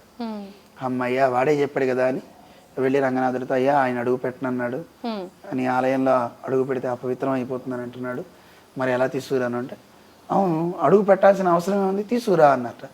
ఎలా తీసుకురాను, భుజాల మీద ఎక్కించుకురా అన్నట్టు. అక్కడ వేద పండితుడు నిత్యం ఆరాధన చేసే ఈ స్వామి వెళ్ళి అతన్ని భుజాల మీద పెట్టుకుని అరచేతులు 2 చేతుల్లో ఆయన పాదాలు పెట్టుకుని వచ్చాడు. అతను ఎవరు, ఒక మాలదాసరి, కానీ సామాన్యుడు కాదు, మహాభక్తుడు. ఎంత గొప్ప భక్తి అంటే శాస్త్రం చెప్తుంది, భక్తుడు అంటే ఎలా ఉంటాడు అంటే దేవుని పేరు చెప్తే ఒళ్ళు గగురుపాటు కలగాలి, అతనికి కళ్ళ నుంచి నీరు చెమర్చాలి, ఆహ్లాద సీత నేత్రాంబు అంటారు. భక్తుడికి కళ్ళ వెంట నీరు జాలువారుతుంది. అయితే ఆనందంగా ఉన్నప్పుడు కళ్ళ నీళ్ళు వేరుంటాయి, దుఃఖంగా ఉన్నప్పుడు కళ్ళ నీళ్ళు వేరుంటాయి. ఎలా ఉంటాయి ఎవరిని చూసారా? మేము అడుగుతుంటాం అందరిని. అయితే ఒక ఆవిడ చెప్పింది, స్వామీజీ దుఃఖం వచ్చినప్పుడు నీళ్ళు ఉప్పగా ఉంటాయి, ఆనందం ఉన్నప్పుడు నీళ్ళు తీయగా ఉంటాయి. అలా ఉండవు, నువ్వు ఎప్పుడు తాగావు? ఆనందం వచ్చినప్పుడు కారే నీరు చల్లగా ఉంటుంది, దుఃఖం వచ్చినప్పుడు వచ్చే నీరు వేడిగా ఉంటుంది. అందువల్ల ఆహ్లాద సీత నేత్రాంబు, సీతని చల్లదనం కదా, చల్లని ఆ నీరు జాలువారుతున్నట్టు ఆనందం వచ్చినప్పుడు. భక్తుడి కళ్ళు నీళ్ళు అంత చల్లగా ఉంటాయి, ఆ జాలువారడం. అలాగే పులకీకృత గాత్రవాన్, ఒళ్ళు రోమాంచనం అవుతుంది. ఇప్పుడు చూడండి ఆంజనేయ స్వామి ఎక్కడ మీరు వెళ్ళండి నిటారుగా ఇలా విరగ తీసుకుని ఉండడు. రాముడి దగ్గర ఎలా ఉంటాడు, వంగి నమస్కారం చేస్తుంటా. ఎత్ర ఎత్ర రఘునాథ కీర్తనం తత్ర తత్ర కృతమస్తకాంజలిం, శిరస్సు వంచుతాడు, 2 చేతులు జోడిస్తాడు, వినయం ఉట్టిపడుతుంది. భక్తుడు అని అనుకుంటే అహంకారంతో నిన్నంత గొప్పవాడు లేడు అని అనకూడదు కదా, అది కనపడాలి. ఈయన అంత గొప్పవాడు. ఈయన అర్చక స్వామి మునివాహనుడు అంటారు, ఆయన భుజాల మీద ఎక్కించుకున్నాడు. ఈయన మాత్రం 2 కళ్ళు మూసుకొని ఆ పరమాత్మని ధ్యానిస్తూ ఆలయంలోకి వెళ్ళాడు. ఎప్పుడూ చూడని ఆ పరమాత్మని చూశారు. పాదం నుంచి శిరస్సు వరకు ఆయన్ని చూస్తూ ఒక్కొక్క అవయవాన్ని పాడుతూ 10 పాటలు పాడాడు. దానికి అమలనాది పిరాన్ అని పేరు. ఆ 10 పాటలు పాడుతూ ఆయన కళ్ళు చూసి, ఉన్నై కండ కண்கள் మొత్తం నేనై కాణావే, నిన్ను చూసిన ఈ నేత్రాలతో ఇంకొన్ని చూడను అంటూ పరమాత్మలో ఐక్యమైపోయాడు. అక్కడే శరీరాన్ని వదిలిపెట్టారు. అది సమతని ఇచ్చేది కదా దేవుడు.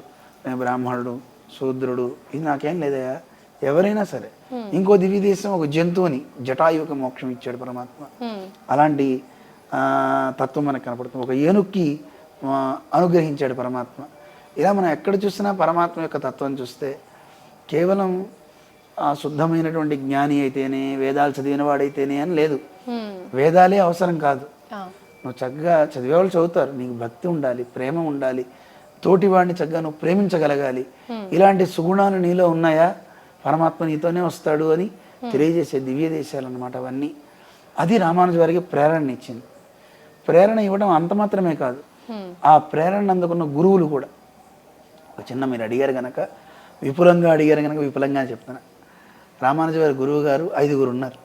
5లో ఒక ఆయన పెరియ నంబి అంటారు. ఆ మహానుభావులు చాలా గొప్ప మహానుభావుడు. ఒకసారి ఆయన స్నేహితుడు మారునీరు నంబి అని పిలుస్తారు. ఆయన పంచముడు అనమాట, అంటే మాలా జాతికి చెందినవారు. ఆయన విలక్షణమైన భక్తి ఉంది. ఆయన సహాధ్యాయి అనమాట. వారి గురువుగారితో పాటు చదువుకున్నారు. ఆయన చనిపోయే స్థితి వచ్చింది, అంటే శరీరాన్ని వదిలే సమయం వచ్చింది. ఆ సమయంలో ఆయన అన్నారట, స్వామి మీరు నాకు చక్కగా స్నేహితులు అవ్వడం చాలా ఆనందం, కానీ ఈ శరీరాన్ని కుక్కల పాలు చేయొద్దు అన్నారట. దానికి ఉదాహరణ చెప్పారు. దేవతలకు అందేటటువంటి నివేదన పెట్టే ఆహారం ఏదైతే ఉంటుందో పురోడాశం, ఆ పురోడాశం కుక్కలకి పెట్టకూడదు. అలాగే ఇది దేవతార్హమైనది, భగవంతునికి ఆనందాన్ని గొలిపే ఈ దేహం కుక్కల పాలు చేయొద్దు అంటే ఏంటి, మా బంధువుల దగ్గరికి ఇవ్వకండి అని చెప్పారట ఆయన. ఎందుకని అన్నారంటే వాళ్ళందరికీ ఎంతసేపు దేహం మీదే మమకారం, తిండి మీద వాటి మీద తప్ప దైవం మీద లేదు, దైవ చింతన లేదు. ఇప్పుడు మనం చూస్తుంటాం, ఏమిటి అంత పెద్ద బొట్టు పెట్టుకున్నాం ఏమిటి అంటుంటారు ఇళ్లలో. నేను ఈరోజు స్వామివారి దగ్గరికి వెళ్తున్నా, లేకపోతే రోజు పెట్టుకుంటానే ఏమిటి అంటారు కదా సహజంగా.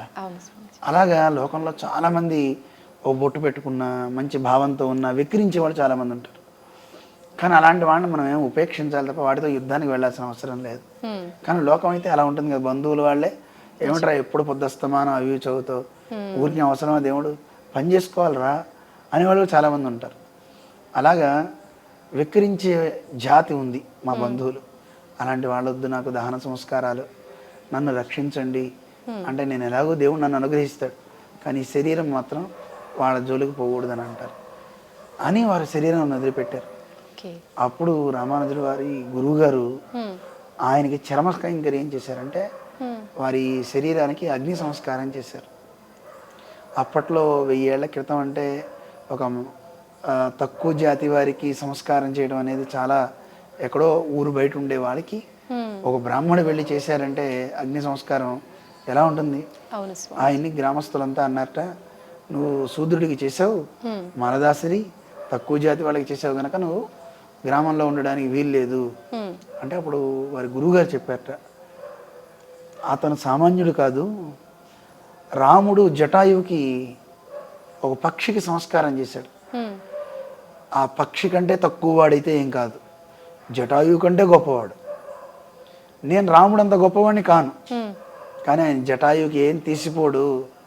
జటాయువు ఎలా అయితే రాముడి కోసం ప్రాణాలు ఇచ్చిందో ఈ మహానుభావుడు వారి గురువు కోసం తన శరీరానికి ఎన్నో క్లేశాలు తెచ్చుకున్నాడు. ఆయన చరిత్ర వేరేది ఉందనుకోండి, అంత గొప్ప మహానుభావుడు. మరి అలాంటి ఆయన్ని మీరు తక్కువగా చూస్తున్నారు, అందుకని ఆయన్ని తక్కువగా చూడకండి. భాగవతోత్తముడు అంటే సామాన్యుడు కాదు, భగవద్భక్తుడైతే చాలు. భగవంతుడే చెప్పాడు కదా, రామానుజ వారు కూడా చెప్తారు ఈ మాట, భగవంతుడు చెప్పిన మాటనే. ఏమనంటే భగవద్భక్తుడైతే చాలట, వాడికి ప్రేమ భగవంతుడు అంటే ఇష్టం ఉంటే చాలట. అలాంటి వాడిని నాలా చూడండి అని చెప్పాడు, పరమాత్మే చెప్పాడు. తస్మై దేయం తతో గ్రాహ్యం సచ పూజ్య యదా హ్యహం. నన్ను ఎలా ఆరాధిస్తారో అలా నా భక్తుడిని కూడా ఆరాధించండి. వాడిని కులంతో చూడకండి. ఇది వైష్ణవంలో బాగా మనం చెప్తాం. అందుకే వైష్ణవ సంప్రదాయంలో కులానికి ప్రాధాన్యత ఇవ్వరు, గుణానికి ప్రాధాన్యం ఇస్తారు. ఆ గుణం కూడా దేనికి ఉండాలి అంటే పరమాత్మ యందు ఉండాలి. పరమాత్మ యందు బాగా నిష్ఠుడై ఆయన అంటే బాగా భక్తి కలిగిన వాడు ఉంటే వాడిని అసలు వదిలిపెట్టరు, అలాంటి వారిని ఎత్తిన పెట్టుకుంటారు అనమాట. అందుకే నైవ గ్రామ కులాదిభి, వాడు ఫలానా ఆ గ్రామం వాడరా, పొట్టివాడరా, అదే నల్లవాడరా ఇలా మాట్లాడకూడదట. వాళ్ళని ఏమని పిలవాలి అంటే భగవంతుడే చెప్పాడు. వాళ్ళని ఎలా పిలవాలి అంటే వాళ్ళు ఏకాంతీ వ్యపదేష్టవ్య, వాళ్ళని ఏకాంతులు అని పిలవాలి. వాళ్ళకి పరమాత్మ తప్ప ఇంకోటి ఏముండదు, వాళ్ళకి మిగతా వాటి మీద ఉండదు. అలాంటి వాళ్ళు నాలాగా ఆరాధించండి, వాళ్ళు ఇస్తే తీసుకోండి, వాళ్ళకి ఏమన్నా ఇవ్వండి, నమస్కరించండి అని పరమాత్మ చెప్పాడు. అది రామానుజ వారు చెప్పారు అనమాట. అందులో వారి గురువు గారు అది నమ్మారు. నమ్మి అతను మహాభక్తుడు కనుక ఆయనకి అగ్నిక సంస్కారం చేశారు. చేస్తే ఎవరు వింటాడు? 1000 ఏళ్ల క్రితం అప్పట్లో నియమాలు ఎక్కువ కదా. వెంటనే అందరూ అన్నారట, మిమ్మల్ని గ్రామం నుంచి వెలేస్తున్నాం అన్నట్ట. గురువుగారు అన్నట్ట, అసలు మీతో ఉండడం నాకు మంచిది కాదు, మీరు ఇన్ని చదువుకుని ఇన్ని శాస్త్రాలు తెలుసుకుని కూడా ఇంకా మీరు ఇలా ఉన్నారు కనుక మిమ్మల్ని నేను వెలేస్తున్నా అని ఆయన గ్రామానికి చివరికి వెళ్ళిపోయారు. రామానుజులు మరి గురువుగారు కదా, రామానుజు వెళ్ళి అడిగారట, గురువుగారు ఏమిటి ఇలా అయిపోయింది, ఎందుకు ఇలా చేశారంటే అప్పుడు గురువుగారు చెప్పిన విషయాలు తెలుసుకుని ఓహో ఇదే అని సమతా తత్వం వారి గురువుగారి ద్వారా రామానుజ వారు ఇంకా ఎక్కువ నేర్చుకున్నారు. సహజంగానే సమత్వం కలిగిన వారు రామానుజులు, ఆ భావజాలం కలిగిన వారు. ఎందుకంటే రామానుజ వారు బ్రాహ్మణులు కదా. ఆ కాంచీపురంలో ఒక నంబి ఉన్నారు. ఆ నంబి ఎప్పుడూ వరదరాజస్వామి సేవలు చేస్తూ ఉంటారనమాట. అటువంటి ఆ వైశ్యుడైనప్పటికీ కూడా ఆయన్ని అడిగారు రామానుజ గారు, నేను మీకు శిష్యరికం చేస్తా, నాకు దేవుడి గురించి చెప్పండి అన్నారు వారి చిన్నతనంలో. వెంటనే ఆయన అన్నట్టు, అయ్యయ్యా నన్ను గురువుగా భావించకు, నేను మీకంటే తక్కువ వాడిని, నాకేదో దేవుడు ఏదో అనుగ్రహించాడు. ఎందుకంటే ఆయన వింధ్యామర వీస్తుంటే దేవుడు మాట్లాడేవాట ఆయనతో అర్చామూర్తిగా ఉండి, అమ్మవారు కూడా మాట్లాడుతుండేదట. కంచి పూర్ణులు అంటుంటారు ఆయన్ని.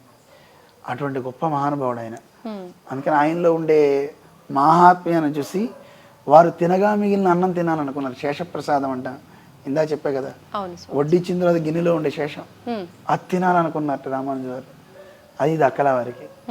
పోనీ వారికి శిష్యుడిగా ఉండాలని, వారు శుశ్రూష చేద్దాం అనుకుంటే, నేను నీకు గురువుగా ఉండే అధికారం నాకు లేదు, నేను బోధించే వ్యక్తిని కాదు అని చెప్తారనమాట వారు.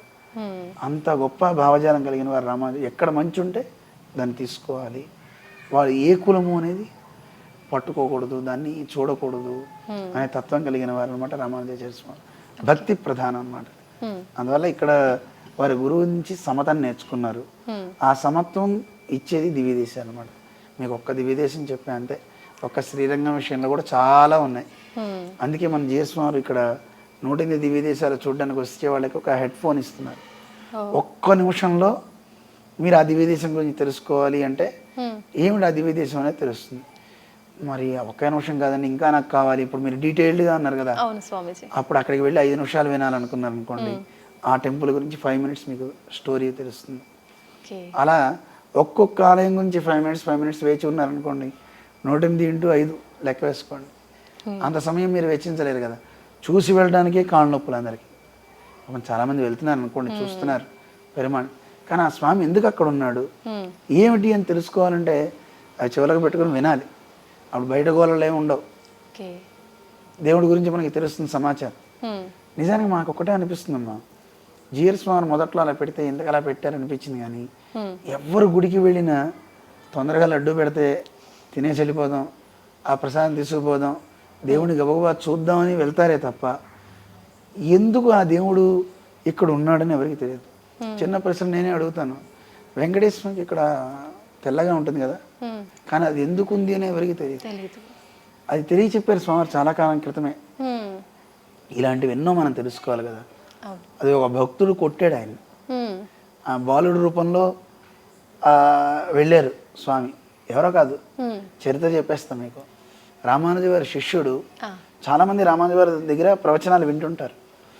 ఒకరోజు తిరుమల పాసురం గురించి, తిరుమల గురించి ఒక పాట పాడారు రామానుజు వారు. వాడు ఈ క్షేత్రాన్ని చక్కగా సేవ చేస్తే బాగుండు, పుష్పకంకరం ఎవరైనా చేస్తారా అక్కడికి వెళ్ళి అని అడిగితే ఏ ఒక్కరూ చెయ్యత్తలేదు. ఎందుకంటే అప్పట్లో దారి ఉండదు, మనుషులు ఉండరు, చలి, జంతువులు, భయం కదా. కానీ ఒక్క ఆయన మాత్రం చెయ్యెత్తట, నేను వెళ్తానని. ఆయనకి పేరు అనంతాచార్యులు అని పేరు. తన భార్యతో వెళ్ళిపోయాడు. రామానుజు వారు ఆయన అన్నట్టు ఆన్ పెళ్ళై అన్నట్టు, నువ్వయ్యా మగధీరుడివి అన్నారు. ఎందుకంటే తిరుమల కొండకి ఎవరు వెళ్తారని అడిగితే ఎవరు చెయ్యత్తలా, నువ్వు చేస్తానన్నావు, సంతోషంగా ఉందని పంపించారు. గురువుగారు మీరు చెప్పారు కనుక వెళ్తున్నాను నేను. గురువుగారి కోసం, వెంకటేశ్వర మీద భక్తి కాదు, గురువుగారు చెప్పారు వెళ్ళారు. సరే, వాళ్ళ భార్య 9వ మాసం. అక్కడ వెంకటేశ్వరకి మరి పుష్పకైంకర్యం చేయాలంటే చెరువు ఉండాలి కదా. ఉద్యానవనం ఏర్పాటు చేస్తూ చెరువు తవ్వుతున్నాడు. ఈయన మట్టి తవ్వి తట్టలు నింపితే వాళ్ళ భార్య తీసుకెళ్ళి పక్కన పోయాలి. మరి భార్య 9వ నెల ఎలా అయినా పాపం ఇచ్చేస్తున్నాడు. గురువుగారు చెప్పారు చెయ్యి అన్నాడు, అంతే. వాడికి ఇంకోటి తెలియదు. అలా చేస్తున్నప్పుడు భార్య తొందరగా వచ్చేస్తుంది. ఎలా వస్తున్నావు నువ్వు, ఏమైంది అని చూస్తే ఒక చిన్న పిల్లవాడు ఈవిడ దిగి తట్టలు అందుకుని అవతల పోసేస్తున్నాడు. ఈవిడి శ్రమ లేకుండా చేస్తున్నాడు. వెంటనే అనంతాచార్యులకు కోపం వచ్చింది. ఎవరు నువ్వు, మా గురువు గారు మమ్మల్ని చేయమన్న సేవను నువ్వు దొంగలిస్తున్నావు అన్నాడు. మనమైతే ఏం చేస్తాం, అమ్మ ఎవడో కూడా వచ్చాడు నాన్న అది పారేసేటప్పుడు ఇది కూడా వచ్చి తవ్వరా అంటాం, తప్పించుకుంటాం. కానీ అనంతాచార్యులు ఆ పని చేయలే. వాడితో దండిస్తాను నిన్ను పో అవతలగా అన్నట్ట. సరే వెళ్ళిపోతా అన్నాడు, కానీ మళ్ళీ అందుకుంటున్నాడు. ఈసారి కోపం వచ్చి గుణపంతో పరిగెత్తాడు. పరిగెత్తి ఆ తట్టలాక్కునే సందర్భంలో పాపం ఈ గుణపం వెళ్ళి తగిలింది స్వామికి. అప్పుడు నెత్తురు కారిపోయింది. అలా ఆ పిల్లవాడు పరిగెత్తేసాడు, వెళ్ళిపోయాడు. అయ్యో నెత్తురు కారిపోతుందని వాళ్ళ ఆవిడ చెప్పేసరికి చిన్నపిల్లవాడు మీరు ఎంత పని చేశారనగానే ఆయన భక్తుడు కదా, అయ్యయ్యో పాపం చిన్నపిల్లవాడే ఏమై ఉంటుందో అని పరిగెత్తుకుంటూ వెళ్ళాడు. ఆలయంలోకి వెళ్ళిపోయాడు ఆ పిల్లవాడు. ఆలయంలోకి ఇతను వెళ్ళాడు. తీరా చూస్తే గర్భాలయంలోకి వెళ్ళిపోయాడు పిల్లవాడు కనపడ్డా. అక్కడ స్వామికి నెత్తురు కారుతుంది. అయ్యో ఏం చేయాలి, ఎంత పాపిష్టి పని చేశాను అంటే అప్పుడు పచ్చకర్పూరం పెట్టేట్టు ఇతను అద్దాడు. ఆ పచ్చకర్పూరం అద్దిన తర్వాత ఆ నెత్తురు ఆగింది. అప్పుడు అర్చకులంతా తర్వాత దాన్ని తీసేస్తాను, లేదు నా భక్తుడు నన్ను కొట్టాడని తెలియాలి అందరికీ, భక్తుడి కోసం నేను ఏ పనైనా చేస్తానని కూడా తెలియాలి అందరికీ అనేది ఒక చిహ్నంగా ఇప్పటికీ స్వామి ధరించాడు. ఆ రోజు అనంతాచార్యులు కొట్టిన పలుకు కూడా ఇప్పటికీ తిరుమలలో ఉంది అంటున్నారు. మరి అది పైన పెట్టారు, దర్శనం ఇస్తూ ఉంటారు. ఇన్ని ఉన్నాయండి. అంటే పరమాత్మ యొక్క తత్వం ఎంత గొప్పదో చూడండి. అలా రామానుజ గారు సమతా తత్వాన్ని క్షేత్రాల ద్వారా తెలుసుకున్నారు, గురువుల ద్వారా తెలుసుకున్నారు. అంతటి గొప్ప భావజాలం కలిగిన మహనీయులు అనమాట. ఆ సమతా తత్వాన్ని ఇచ్చే ఆలయాలు ఇక్కడ చుట్టూ ఉంటే మంచిది. ఎందుకంటే రామానుజ వారికి స్ఫూర్తినిచ్చే ఈ దివ్య దేశాలు. ఇక్కడికి వచ్చే వారికి కూడా ఆ స్ఫూర్తిని ఇవ్వాలి అని స్వామివారి సమతామూర్తి స్ఫూర్తి కేంద్రం అని పేరు పెట్టారు దీన్ని. స్వామీజీ, మనకు బ్రహ్మోత్సవాలు ఆరంభం కాబోతున్నాయి కదా, అయితే సమతామూర్తి స్వరూపం మొదటి రోజు ఎటువంటి కార్యక్రమాలతో ప్రారంభమవుతుంది? సమతా కుంభ్ 2024 కదా ఇది. అంటే దీంట్లో 20వ తారీఖు నుంచి ఆరంభం అవుతుంది. 20వ తారీఖు భీష్మ ఏకాదశి. ఇది మాఘమాసం, చాలా గొప్ప మాసం అన్నమాట. అఘం అంటే పాపం కదా, ఆ అఘాన్ని రానివ్వదు మాఘమాసం. అందులో మాఘమాసంలో చాలా పర్వదినాలు ఉన్నాయి. ఇప్పుడు మనకి విశేషించి రథసప్తమి చాలా గొప్ప పండగ, సూర్యుని ఆరాధిస్తాం. 2 అష్టమి, భీష్మాష్టమి, భీష్ముడు శరీరాన్ని వదిలిపెట్టిన రోజు. ఆ రోజు అందరూ నీళ్లు వదలాలి భీష్ముడి పేరు చెప్పి. చాలా విశేషం అనమాట. సంవత్సర కృతం పాపం తత్క్షణేన వినశ్యతి అంటారు. సంవత్సరం చేసుకున్న పాపాలన్నీ తొలగి వాడు మంచి దారిలో మంచి సద్బుద్ధితో వాడు ఉంటాడని అంటారు. అలాంటి తర్పణం, భీష్మ తర్పణం ఇస్తారు రేపు భీష్మాష్టమి రోజు. ఆ అష్టమి అవగానే వచ్చేది ఏకాదశి. ఆ భీష్మ ఏకాదశి అంటే నవమి, దశమి, ఏకాదశి. ఈ ఏకాదశికే భీష్మ ఏకాదశి అని పేరు. ఆ రోజు విష్ణు సహస్రనామం లోకానికి అందిన రోజు అనమాట. ఎందుకంటే అష్టమి రోజే భీష్ముడు చెప్పాడు. అష్టమి నాడు నిజానికి లోకానికి అది అందలేదు, ఏకాదశి రోజు నుంచి అందిందనమాట. ఎందుకంటే నిజానికి అష్టమి, పాడ్యమి, అమావాస్య ఈ రోజుల్లో గొప్ప విద్యలేవి ఆరంభించకూడదు. చేస్తే ఆ విద్యలు అంతే పోతాయి, గురువుకి పోతాయి, శిష్యుడికి పోతాయి. అందుకోసం ఏకాదశి రోజు లోకానికి అందిందనమాట ఆ విద్య, విష్ణు సహస్రనామం. అందువల్ల విష్ణు సహస్రనామ జయంతిగా ఏకాదశిని మనం సంభావిస్తాం రేపు భీష్మ ఏకాదశి. అందుకని 20వ తారీఖు భీష్మ ఏకాదశి కనుక ఆ రోజు ఏకాదశి ఉపవాసం ఉండడంతో పాటు సాయంత్రం మధ్యాహ్నం 3 తగ్గించి సాయంత్రం 6 దాకా విరాట్ విష్ణు సహస్రనామం పారాయణ ఉంటుంది. విష్ణు సహస్రనామం పారాయణని భీష్ముడు అందించిన దాన్ని లోకానికి బాగా వ్యాప్తి చేసిన మహనీయులు 2 ఉన్నారు. వాళ్ళిద్దరిని మర్చిపోకూడదు. ఒకరు పెద్దజీయర్ స్వామి వారు. ఆ మహానుభావుడు అప్పట్లో అందరూ చదవచ్చని అందరికి, ఎందుకంటే పూర్వం బ్రాహ్మణులు ఒక్కరే చదివేవారు. అందులో వాళ్ళ ఆడవాళ్ళకు కూడా ఉపదేశించేవారు కాదు. ఎందుకంటే చాలా నియమాలు ఉంటాయి, ఉంటాయని అందరికి ఇచ్చేవారు కాదు. కానీ అందులో అందరూ బాగుపడ్డానికని కదా అందులో ఇచ్చారు. అన్ని ప్రాణులు బాగుండాలని చెప్పాడు. తాని వక్ష్యామి భూతయే అన్నాడు భీష్ముడు. సకల ప్రాణులు బాగుపడడం కోసం నేను అహం వక్ష్యామి, నేను చెప్తానన్నాడు. మరి కేవలం ఒక్కరి కోసమే కాదు కదా. అందుకని అన్ని వర్గాలు బాగుండాలి, అందరూ మంచిగా ఉండాలని ఈ విష్ణు సహస్రనామ స్తోత్రం అందించినప్పుడు ఒక వర్గం అయితే ఎలాగా అని పెద్దజీయర్ స్వామి చిన్నగా అందిస్తే దాన్ని ఇంకా బాగా లోకానికి అందించిన మహనీయులు మన చిన్నజీయర్ స్వామి. మా చిన్నప్పుడు 92లో PWD గ్రౌండ్స్ విజయవాడలో 1,00,000 మంది భక్తులకు ఉపదేశం చేశారు స్వామివారు విష్ణు సహస్రనామం. ఆ సంవత్సరం నుంచి 1,50,000 అలా పెరుగుతూ గుంటూరు ఒకసారి స్వామివారు అప్పుడు కార్యక్రమం జరిగినప్పుడు 8 లక్షల మంది దాదాపు పారాయణలో వారి ద్వారా ఉపదేశం అందుకున్నారు. 1,00,000 నుంచి స్టార్ట్. తర్వాత బాంబేలో చేశారు, తర్వాత చెన్నైలో చేశారు. అన్ని ప్రాంతాల్లో బీచ్ దగ్గర, చెన్నై బీచ్ దగ్గర అక్కడ 1,00,000 మంది, ప్రతి చోట అంతమంది. ఇక్కడ LB స్టేడియంలో చేసినప్పుడు కూడా లక్షలాది మంది భక్తులంతా విష్ణు సహస్రనామం అందుకుని ప్రతివాడు పారాయణం చేస్తున్నారు. ఇప్పుడు పారాయణ మండళ్ళు చాలా పెరిగిపోయినాయి. కానీ ఒకానొక నాడు ఈ పారాయణ లోకానికి అందించిన మూర్తి మాత్రం చిన్నజీయర్ స్వామి అని చెప్పుకోవచ్చు. సగర్వంగా నేనైతే చెప్పుకుంటా. చదువుకునే చాలా వాళ్ళు చెప్పుకుంటారు. తర్వాత గురువులు చాలామంది వచ్చారు, అందరికీ వాళ్ళు మిగతా వాళ్ళకి చెప్పడం అలా చేశారు. కానీ ఆ రోజుల్లో విస్తృతంగా 93 నుంచి స్వామివారు బాగా చేశారు విష్ణు సహస్రనామం. అందుకని ఆ విష్ణు సహస్రనామం చెయ్యాల్సిన ప్రదేశంలో చేస్తే దాని ప్రభావం చాలా ఎక్కువ ఉంటుంది. ఓకే. అందులోనూ ఈ స్థానం చాలా గొప్ప స్థానం. ఈ సంవత్సరం కూడా చాలా గొప్ప సంవత్సరం అండి. ఈ సంవత్సరానికి పేరు శోభకృత్ అని పేరు. సాక్షాత్తు సీతాదేవి పుట్టిన సంవత్సరం. ఓకే. సీతమ్మ పుట్టిన సంవత్సరంలోనే తన భర్తకు ఒక ఇల్లు కట్టించేసింది. ఎవరు? సీతమ్మ భర్త శ్రీరాముడు. రాముడికి ఇల్లు కట్టిందా సీతమ్మ? అయ్యో, మొన్న మోడీ గారు ప్రతిష్ఠ చేశారు కదమ్మా అయోధ్య. అయోధ్యలో రామ మందిరం వచ్చింది కదా. సీతమ్మ అనుగ్రహం లేకపోతే వస్తుందా? ఓకే. సీతమ్మ అనుగ్రహం మోడీ గారి ద్వారా వచ్చింది. ఆయన్ని ప్రేరేపించింది. ప్రేరేపించి ఆయన ద్వారా అమ్మ ఎవరిని చూస్తే వాళ్ళ ద్వారా ఆ పనులన్నీ అయిపోతుంటాయి. నేను అలా భావిస్తున్నా. ఎందుకంటే తను పుట్టిన సంవత్సరంలోనే తన భర్త యొక్క ఆలయాన్ని నిర్మాణం చేయించేసుకుంది. దాన్ని ఒక ఇంటివాడిని చేసింది రాముడిని సీతమ్మ కదండి. అందువల్ల అటువంటి గొప్ప సంవత్సరం కనుక ఈ సంవత్సరం ఫిబ్రవరి 20వ తారీఖు మధ్యాహ్నం అందరం కలిసి పారాయణం చేస్తే బాగుంటుంది. అందులోనూ ఎవరిళ్లలో వాళ్ళు చేసే కంటే ఒక్కొక్క స్థలానికి ఒక ప్రభావం ఉంటుంది. ఇప్పుడు మనం ఇక్కడ కూర్చుని 1,00,000 సార్లు అష్టాక్షరి చేస్తే దాని శక్తి వేరు.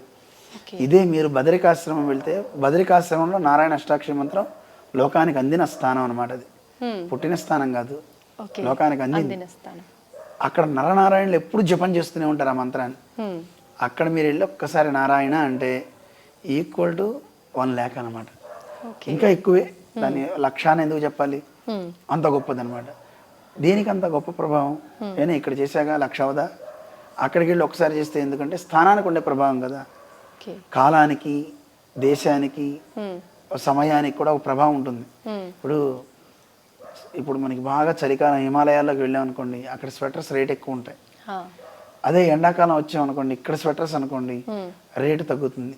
కాలాన్ని బట్టి ఒకే వస్తువు ఒక చోట రేట్ ఎక్కువ ఉంటుంది, ఒక చోట రేటు తక్కువ ఉంటుంది. మనం చూస్తున్నాం. ఇంకా మీకు బాగా చెప్పాలంటే అమెరికాలో నుంచి $1 మీరు ఇక్కడికి తెచ్చుకున్నారు ఇండియాకి. $1 తెచ్చుకుంటే ఎంత అండి? 80 రూపాయలు ఇప్పుడు దాదాపు ఉంది కదండి. 80 75 కదా. అంటే $1 విలువ మన దేశానికి వచ్చేసరికి ఎంత అయింది? 75 రెట్లు పెరిగింది. అదే మన 75 రూపాయలు అక్కడికి తీసుకెళ్తే $1 అవుతుంది. అక్కడ తగ్గిపోతుంది మన రూపాయి విలువ కదమ్మా. అక్కడ వెళ్ళేసరికి మొత్తం అయిపోతుంది. అంటే దేశాన్ని బట్టి ఒకదానికి విలువ పెరుగుతుంది, ఒకదానికి విలువ తగ్గుతుంది. కాలాన్ని బట్టి ఒకదానికి విలువ పెరుగుతుంది, ఒకదానికి విలువ తగ్గుతుంది. దేశ కాల మాన పరిస్థితులు అంటుంటారు కదా. అలాగే చీరలు కూడా అంతే కదండి. ఆషాఢ మాసం బంపర్ ధమాకా అంటుంటారు చూడండి. అంటే అదే చీర ఇంకో టైంలో రేట్ ఎక్కువ ఉండొచ్చు, ఇక్కడ తగ్గు. అంటే మీకు ఉదాహరణ చెప్తున్నా. అలా స్థానాన్ని బట్టి ఒక ప్రభావం ఉంటుంది. ఇక్కడ 108 దివ్య దేశాలు ఉన్నాయి. ఈ 108 దివ్య దేశాల్లో ఉన్న స్థానంలో కూర్చొని చదివామనుకోండి, దానికంటే ఒక ప్రభావం ఉంటుంది కదా, దానికంటే శక్తి ఉంటుంది కదా. అందుకే మేము అందరికీ చెప్తున్నాం, ఫిబ్రవరి 20వ తారీఖు తప్పకుండా రండి. వేలాది మంది, 1,00,000 మంది భక్తులను కలిసి కూర్చుందాం. విష్ణు సహస్రనామం స్వామివారు చెప్తారు. నాకు రాదండి అని అక్కర్లే, చిన్న చిన్న పదాలు అందరికీ స్వామి చెప్తూ ఉంటారు. వారు ఒకసారి అంటే మనం ఒకసారి అనొచ్చు. మామూలుగా చదివితే అరగంట, వారు చెప్తే అంటే గంటన్నర, అంతకంటే ఏముండదు. అందరం కలిసి చదువుదాం రండి అని పిలుపునిస్తున్నాం. 6 దాకా కార్యక్రమం పారాయణ అవుతుంది. పారాయణ అవ్వగానే అంకురార్పణ అని చేస్తారు. ఆ అంకురారోపణతో అంటే పుట్టమట్టి తీసుకొస్తారు, నవధాన్యాలు జల్లుతారు అనమాట. వాటిలో పెట్టి అంకురాలు అవి రావాలి. అంకురారోపణ అంటే ఏమిటి అనేది ఇంకోసారి ఇప్పుడు మనం పెట్టుకుందాం. మీరు అడిగితే వాటన్నిటి గురించి చెప్తాను తర్వాత. లేదు అప్పుడు ఉత్సవం జరిగేటప్పుడు మీకు వివరాలు ఎలాగో తెలుస్తుంది, ఏది ఎందుకు చేస్తున్నాం అనేది. ఆ అంకురారోపణతో కార్యక్రమం అవుతుంది అనమాట. ఆ నెక్స్ట్ రోజు అగ్ని ప్రతిష్ట, తర్వాత మనకి జరిగేటువంటి వైనితేయ ప్రతిష్ట, ధ్వజారోహణం అంటారు. ధ్వజస్తంభం మీదకి గరుత్మంతుడు అధిరోహిస్తాడు. 108 దివ్య దేశాలకి ఒకే ధ్వజస్తంభం.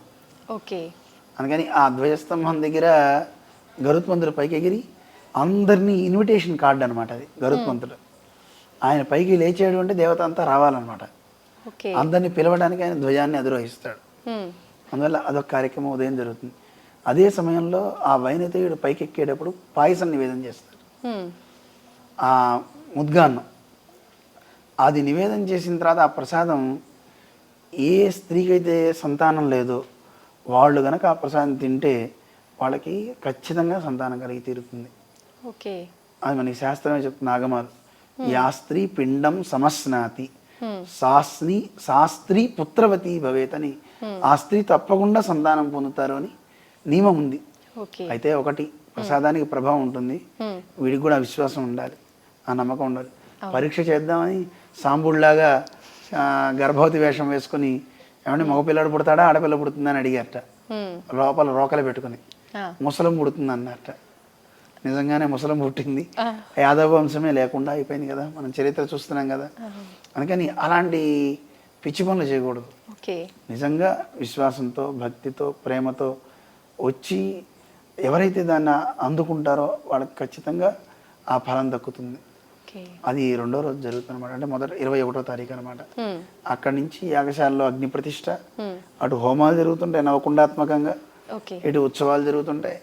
ప్రతిరోజు సాయంకాలం గరుడోత్సవ సేవలన్నీ ఉంటాయి. 18 గరుడ సేవలు అనమాట. సాయంకాలం అవి చూడదగినవి అనమాట. తప్పకుండా మన కళ్ళు ఉన్నందుకు ఆ 18 గరుడ సేవలు చూస్తే జన్మ తరించిపోతుంది అనమాట. వాడికి మళ్ళీ జన్మ ఉండదు. అదొక గొప్ప ఉత్సవం. ముగింపు అంటే ముగింపు రోజు ముగింపు అంటే మనకి మధ్యలో మళ్ళీ మిగతా ఉత్సవాలు జరుగుతుంటాయి.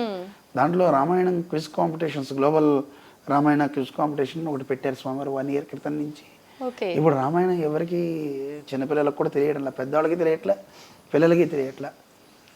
మొన్న మధ్య మేము ఒకసారి కొన్ని ప్రశ్నలు అడుగుతూ కృష్ణుడి తల్లి ఎవరు అని అడిగాను. ఒక అమ్మాయి యశోద అని చెప్పేసింది, చిన్నపిల్లలు. ఇంకో పిల్లని అడిగా, మరి యశోద అని చెప్పా, మరి దేవకి ఎవరు అని అడిగా. తడుముకోకుండా వాళ్ళ ఆవిడ అని చెప్పేసింది. సహజంగా దేవకీదేవి కూడా వాళ్ళ అమ్మ కదా, జన్మనిచ్చిన తల్లి, పెంచిన తల్లి యశోద కదా. కానీ ఇలాగా ఎవరికి యశోద ఎవరో దేవకి ఎవరో తెలియదు. ఇక రామాయణం వచ్చేసరికి చాలా సంశయాలు అందరికీ ఉంటాయి. కొన్ని తెలుసు, కొన్ని తెలియవు. సీతమ్మని అగ్ని ప్రవేశించేమంది ఎవరు?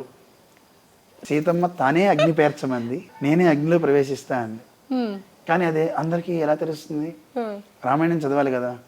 రామాయణం చదవకపోవడం వల్ల అపోహలు ఏర్పడుతున్నాయి.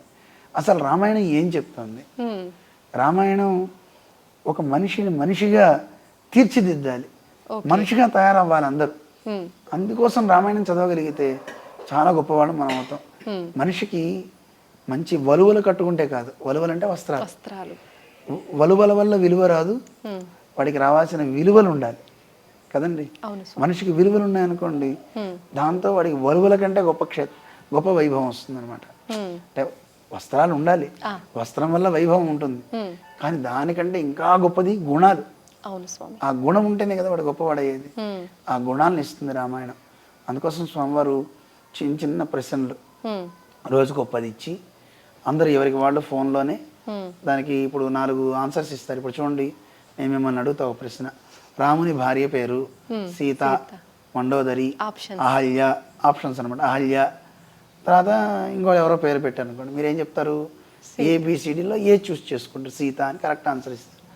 ఒకవేళ వాళ్ళకి చాలా బాగా ఇచ్చారండి స్వామీజీ, ఈరోజు 1 నుంచి 15 అధ్యాయాల వరకు బాలకాండలో అనే పుస్తకాలు కూడా వాళ్ళకి మన కంప్యూటర్లోనే ఇచ్చి ఫోన్లోనే, ఎందుకంటే ఫోన్ ఎవరు వదలరు కదా, అందుకని ఫోన్లో చక్కగా చూసుకోవచ్చు.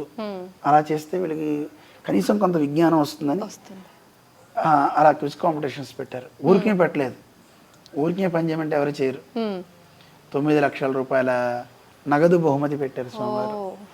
చాలామంది ఇప్పుడు సుమారుగా 1000 మంది పిల్లలు దాంట్లో పార్టిసిపేట్ అయ్యారు, పెద్దవాళ్ళతో సహా, ముసలి వాళ్ళతో సహా. దాంట్లో ఇప్పుడు ఫైనల్స్కి వచ్చిన వాళ్ళు 500 మంది. ఆ 500 మంది రేపు 24వ తారీఖు పరీక్ష అవుతుంది వాళ్ళందరికీ. ఇప్పటిదాకా ఆన్లైన్లో రాశారు అందరూ, ఇప్పుడు ఇక్కడికి వస్తే రాస్తారు. ఇందులో గెలుపొందిన వాళ్ళకి బజర్ రౌండ్ ఉంటుంది, కొంతమంది మాత్రం 4 మాత్రం మిగులుతారు. ఆ 4లో ఎవరు విన్నరో వాళ్ళకి క్యాష్ అవార్డ్స్ ఉంటాయి అన్నమాట. మిగతా వాళ్ళకి కూడా ఉన్నాయి బహుమతులు. అలా 24వ తారీఖు మధ్యాహ్నం నుంచి ఆ కార్యక్రమం కూడా జరుగుతుంది అనమాట. చాలా గొప్ప కార్యక్రమం. ఇక మళ్ళీ మనకి కళ్యాణోత్సవం ఉంది. 25వ తారీఖు సాయంకాలం ఆదివారం ఆ రోజు సాయంత్రం 108 దివ్యదేశ పెరుమాళ్ళకి కళ్యాణ మహోత్సవం జరుగుతుందన్నమాట. అది ఒకే రోజు కళ్యాణం చూడడం కూడా చాలా విశేషం. మీకు ముందే చెప్పాం కదా, అన్ని ఉత్సవాలు చాలా అద్భుతంగా జరుగుతాయి.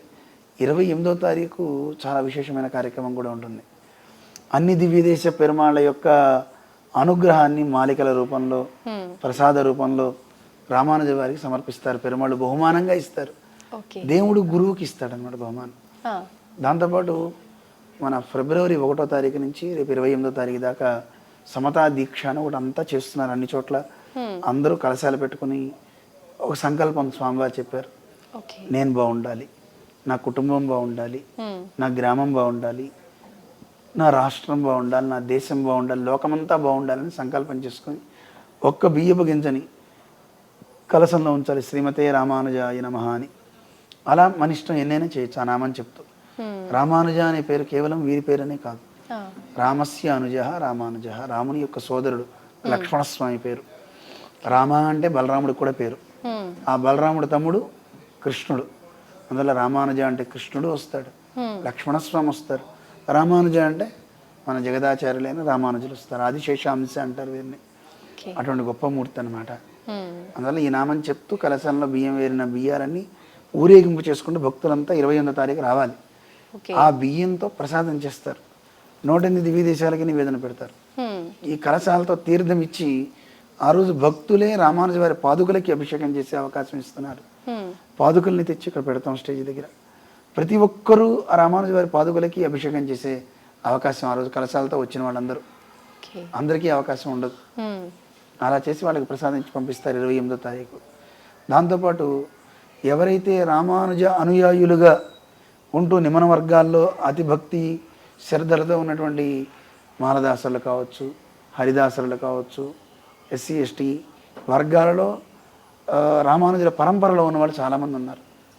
సరే, మాకు కేవలం భక్తులనే కాకుండా ప్రతిభతో ఎవరైతే ఉన్నతమైన శిఖరాలు అధిరోహించారో, చాలామంది చూడండి నాకు డబ్బు లేదు అని ఏడుస్తూ కూర్చోకుండా నేను సాధించాలి అని కష్టపడి వాళ్ళలో పెద్ద పెద్ద వృత్తుల్లో ఉన్నటువంటి ఐఏఎస్ అయిన వాళ్ళు ఉన్నారు, దాంతోపాటు డిఎస్పి అయిన వాళ్ళు ఉన్నారు, వైస్ ఛాన్సలర్స్ అయిన వాళ్ళు ఉన్నారు, మంత్రులు ఉన్నారు. అలాంటి పెద్దల్ని పిలిచి వాళ్ళకి ఒక ఈ 108 దివ్య దేశాల సత్కారం రామానుజులకి ఇస్తే ఆ రామానుజులు వీళ్ళని సత్కరిస్తారు అనమాట. అలా మన చిన్నజీయర్ స్వామి చేతుల మీదుగా వాళ్ళకి ఒక సత్కార కార్యక్రమం అని ఒకటి పెట్టుకున్నాం 28. ఇంక 29వ తారీఖు మనకి ఆ చక్రవారి స్నానం, తర్వాత రాత్రికి శ్రీ పుష్పయాగం చాలా అద్భుతంగా ఉంటుంది. శ్రీ పుష్పయాగం, ద్వాదశ ఆరాధన అని కార్యక్రమాలన్నీ సాగుతాయి. ఆ కార్యక్రమాలతో మనకి ఉత్సవం పరిసమాప్తి అవుతుంది. ఆ నెక్స్ట్ డే నుంచి పెరుమాళకి ఉత్సవాంత స్నపనం అంటారు. ఉత్సవం ముందు స్నానం చేశాడు, ఉత్సవం అయిపోయిన తర్వాత సహజంగా మీరు పొద్దున్న నుంచి రాత్రి దాకా స్ట్రెయిన్ అయిపోయారు అనుకోండి, ఇంటికి వెళ్ళగానే మనం ఏం చేస్తాం, కాస్త వేడి నీళ్ళతో స్నానం చేస్తే అమ్మాయ బడలకి తీరింది అనుకుంటాం. అలా పెరుమాళ్ కూడా ఇంతమందిని అనుగ్రహించారు కనుక వచ్చే భక్తులను అనుగ్రహించి ఆ బడలకి తీరడానికి మళ్ళీ అభిషేకం చేస్తారు 108 దివ్యదేశ పెరుమాళ్ళకి. అయితే ఒక్కొక్క రోజు ఒక మండపం, 4 మండపాలు ఉన్నాయి ఇక్కడ. రంగ మండపం అని ఇలా ఒక్కొక్క మండపం పెట్టారు, ఆ గోష్ఠీ మండపం అని అలాగా. అందుకని ఆ మండపాల్లో ఉన్న పెరుమాళ్ళకి అభిషేకాలు చేసి ఆ పెరుమాళ్ళకి నూతన వస్త్రాలు మళ్ళీ ధరింపచేసి మళ్ళీ స్వామిని యథాస్థితిగా పెడతారనమాట. వేయించేసి నిత్య ఆరాధన, మళ్ళీ ఉదయం మధ్యాహ్నం సాయంత్రం ఆరాధనలు, నిత్య హోమాలు జరుగుతుంటాయి రోజు ఉదయం సాయంత్రం.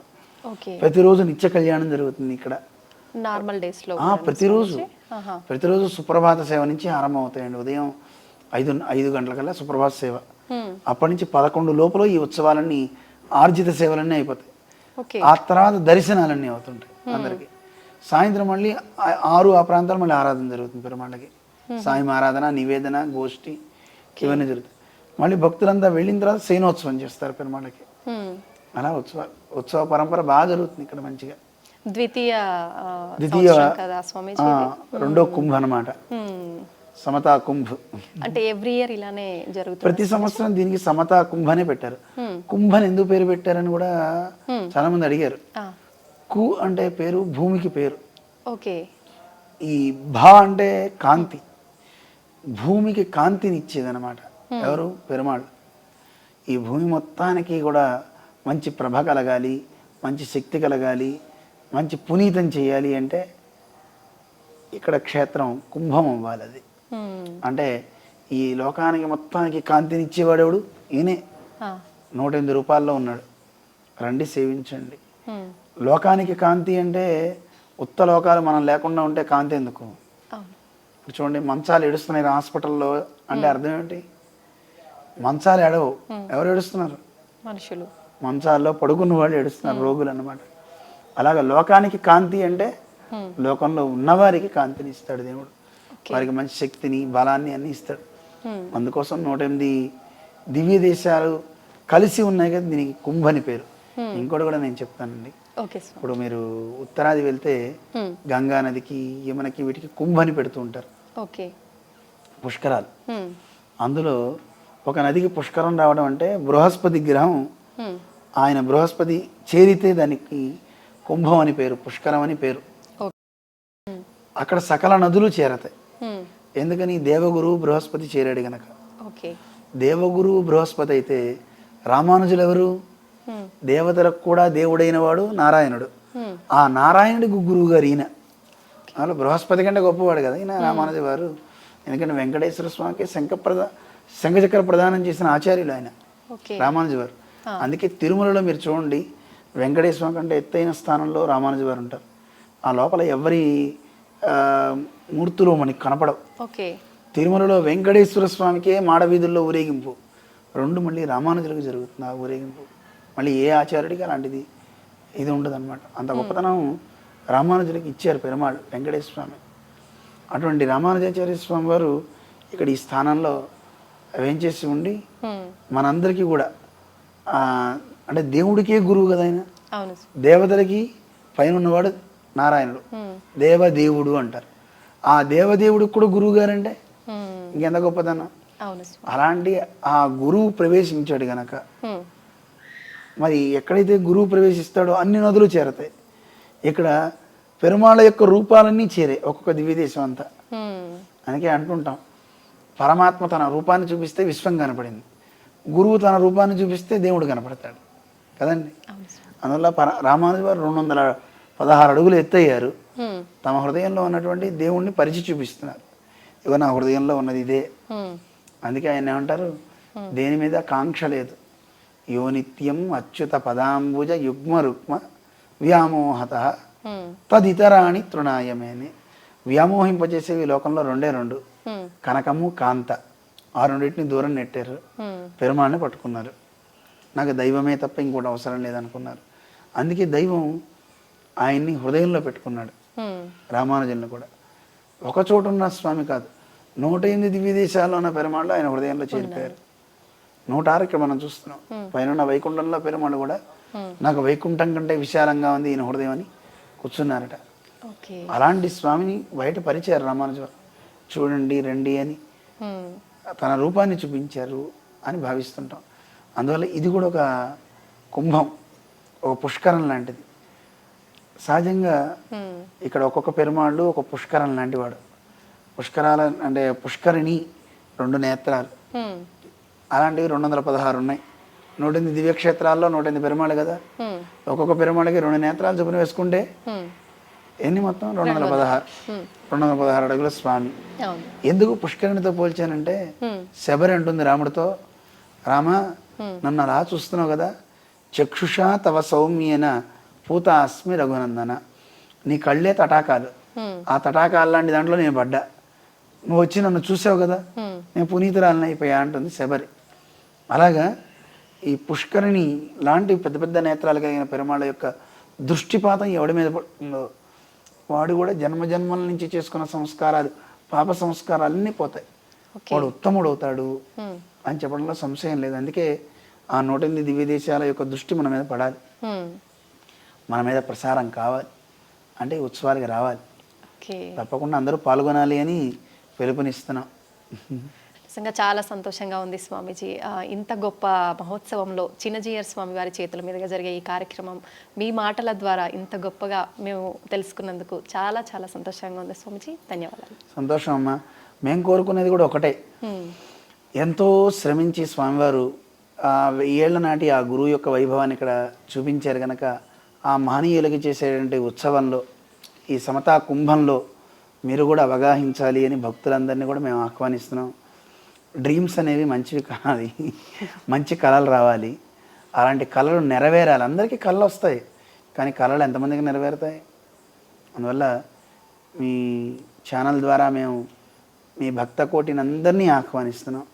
అందరూ తప్పకుండా రండి. ఇంకొక విశేషం ఏంటంటే, ఇక్కడ పనిచేసే వాళ్ళంతా చుట్టూ ఉండేటువంటి ఎస్టీ ఎస్సీ వాళ్ళు చాలామంది ఇక్కడ పనిచేస్తున్నారు. మరి వాళ్ళందరికీ ఓ జీవనోపాధి ఉండాలి కదా, ఓ మెయింటెనెన్స్ కోసం చిన్న వెసులుబాటు ఏర్పాటు చేశారు తప్ప భక్తుల కోసం నిజానికి వేరైతే కాదు. దాంతోపాటు ఇంకొకటి ఏంటంటే, హరిజనులు, గిరిజనులు, దీనవర్గం ఎవరైనా దూరం నుంచి రావాలి అంటే వాళ్ళు ఇక్కడ వచ్చి వాళ్ళు కూడా దర్శించుకోవడానికి వీలుగా ఒక నియమం పెట్టాం. అంటే స్వామివారు ఏం చేశారంటే, ఇక్కడ ఈ ఆలయంలో ఇప్పుడు మామూలుగా వచ్చేస్తే కొంత ఏదో పణం ధనాన్ని సమర్పించి దర్శనం చేసుకుంటారు. ధనం లేని వాళ్ళు ఒక నామ సంకీర్తనం చేయండి అని ఒక వారం రోజులు హరేరామ సంకీర్తనం చేస్తున్నాం. దానికి వాళ్ళు అప్లికేషన్ పెట్టుకుంటే ఇక్కడికి వచ్చి చక్కగా శ్రావ్యంగా హరేరామ సంకీర్తన చేసి ఓ వారం రోజులు ఉండి చక్కగా వెళ్ళేలాగా ఒక వెసులుబాటు చేసి 24 hours హరినామ సంకీర్తన జరుగుతుంది. బ్యాచ్లుగా ఎంతోమంది ఎన్నో ఊళ్ళ నుంచి చాలామంది భక్తులు వాళ్ళు అక్కడి నుంచి వచ్చి వారం రోజులు ఉండి వెళ్తున్నారు. అలా వాళ్ళకు కూడా దర్శనం ఉంది, ఎందుకంటే అది వాళ్ళకి ఉచిత దర్శనం. మిగతా వాళ్ళు అమ్మో అన్ని రోజులు మేము ఉండలేము అనుకుంటే లైన్లో రండి, అక్కడ దర్శనం చేసుకోండి. అలా వచ్చే ధనం ఇక్కడ వీళ్ళందరికీ జీవనోపాధిగా ఉంటుంది, మెయింటెనెన్స్. సుమారు మనకి 150 మంది దాదాపు అర్చకులు ఉన్నారు, ఇంకా అర్చకులు కావాలి. వాళ్ళందరినీ సంస్కరించి వాళ్ళందరికీ ఆరాధనలు నేర్పి ఇప్పుడు మంచి సుశిక్షితులు అయ్యారు, కళ్యాణాలు నేర్చుకుంటున్నారు. ఉత్తరాది నుంచి ఉన్నారు, తమిళనాడు నుంచి ఉన్నారు, మన కర్ణాటక ప్రాంతం నుంచి కొంతమంది ఉన్నారు. అందరూ ఇక్కడ ఉండి చక్కగా మంచిగా సుశిక్షితులు అవుతున్నారు, బాగా తయారవుతున్నారు. అటువంటి సమతామూర్తి స్ఫూర్తి కేంద్రానికి మీ అందరినీ కూడా ఆహ్వానిస్తున్నాం. ఈ ఫిబ్రవరి 20 నుంచి మార్చి 1వ తారీఖు దాకా జరిగేటటువంటి సమతా కుంభులు అందరూ అవగాహించి పునీతులు అవ్వండి. మధ్యాహ్నం పూట ప్రతిరోజు సాంస్కృతిక కార్యక్రమాల్లో ఎంతోమంది పెద్దలు వస్తున్నారు. అటు సంగీత కార్యక్రమాల్లో కావచ్చు, నృత్యార్చనలో కావచ్చు, చాలా అద్భుతమైన కార్యక్రమాలు మధ్యాహ్నం భక్తుల కోసం కూడా ఉంటున్నాయి. దీంట్లో చాలా పెద్ద పెద్ద ప్రముఖులంతా వస్తున్నారు. తప్పకుండా పాలు పంచుకుందరు. కానీ జై శ్రీమన్నారాయణ. జై శ్రీమన్నారాయణ.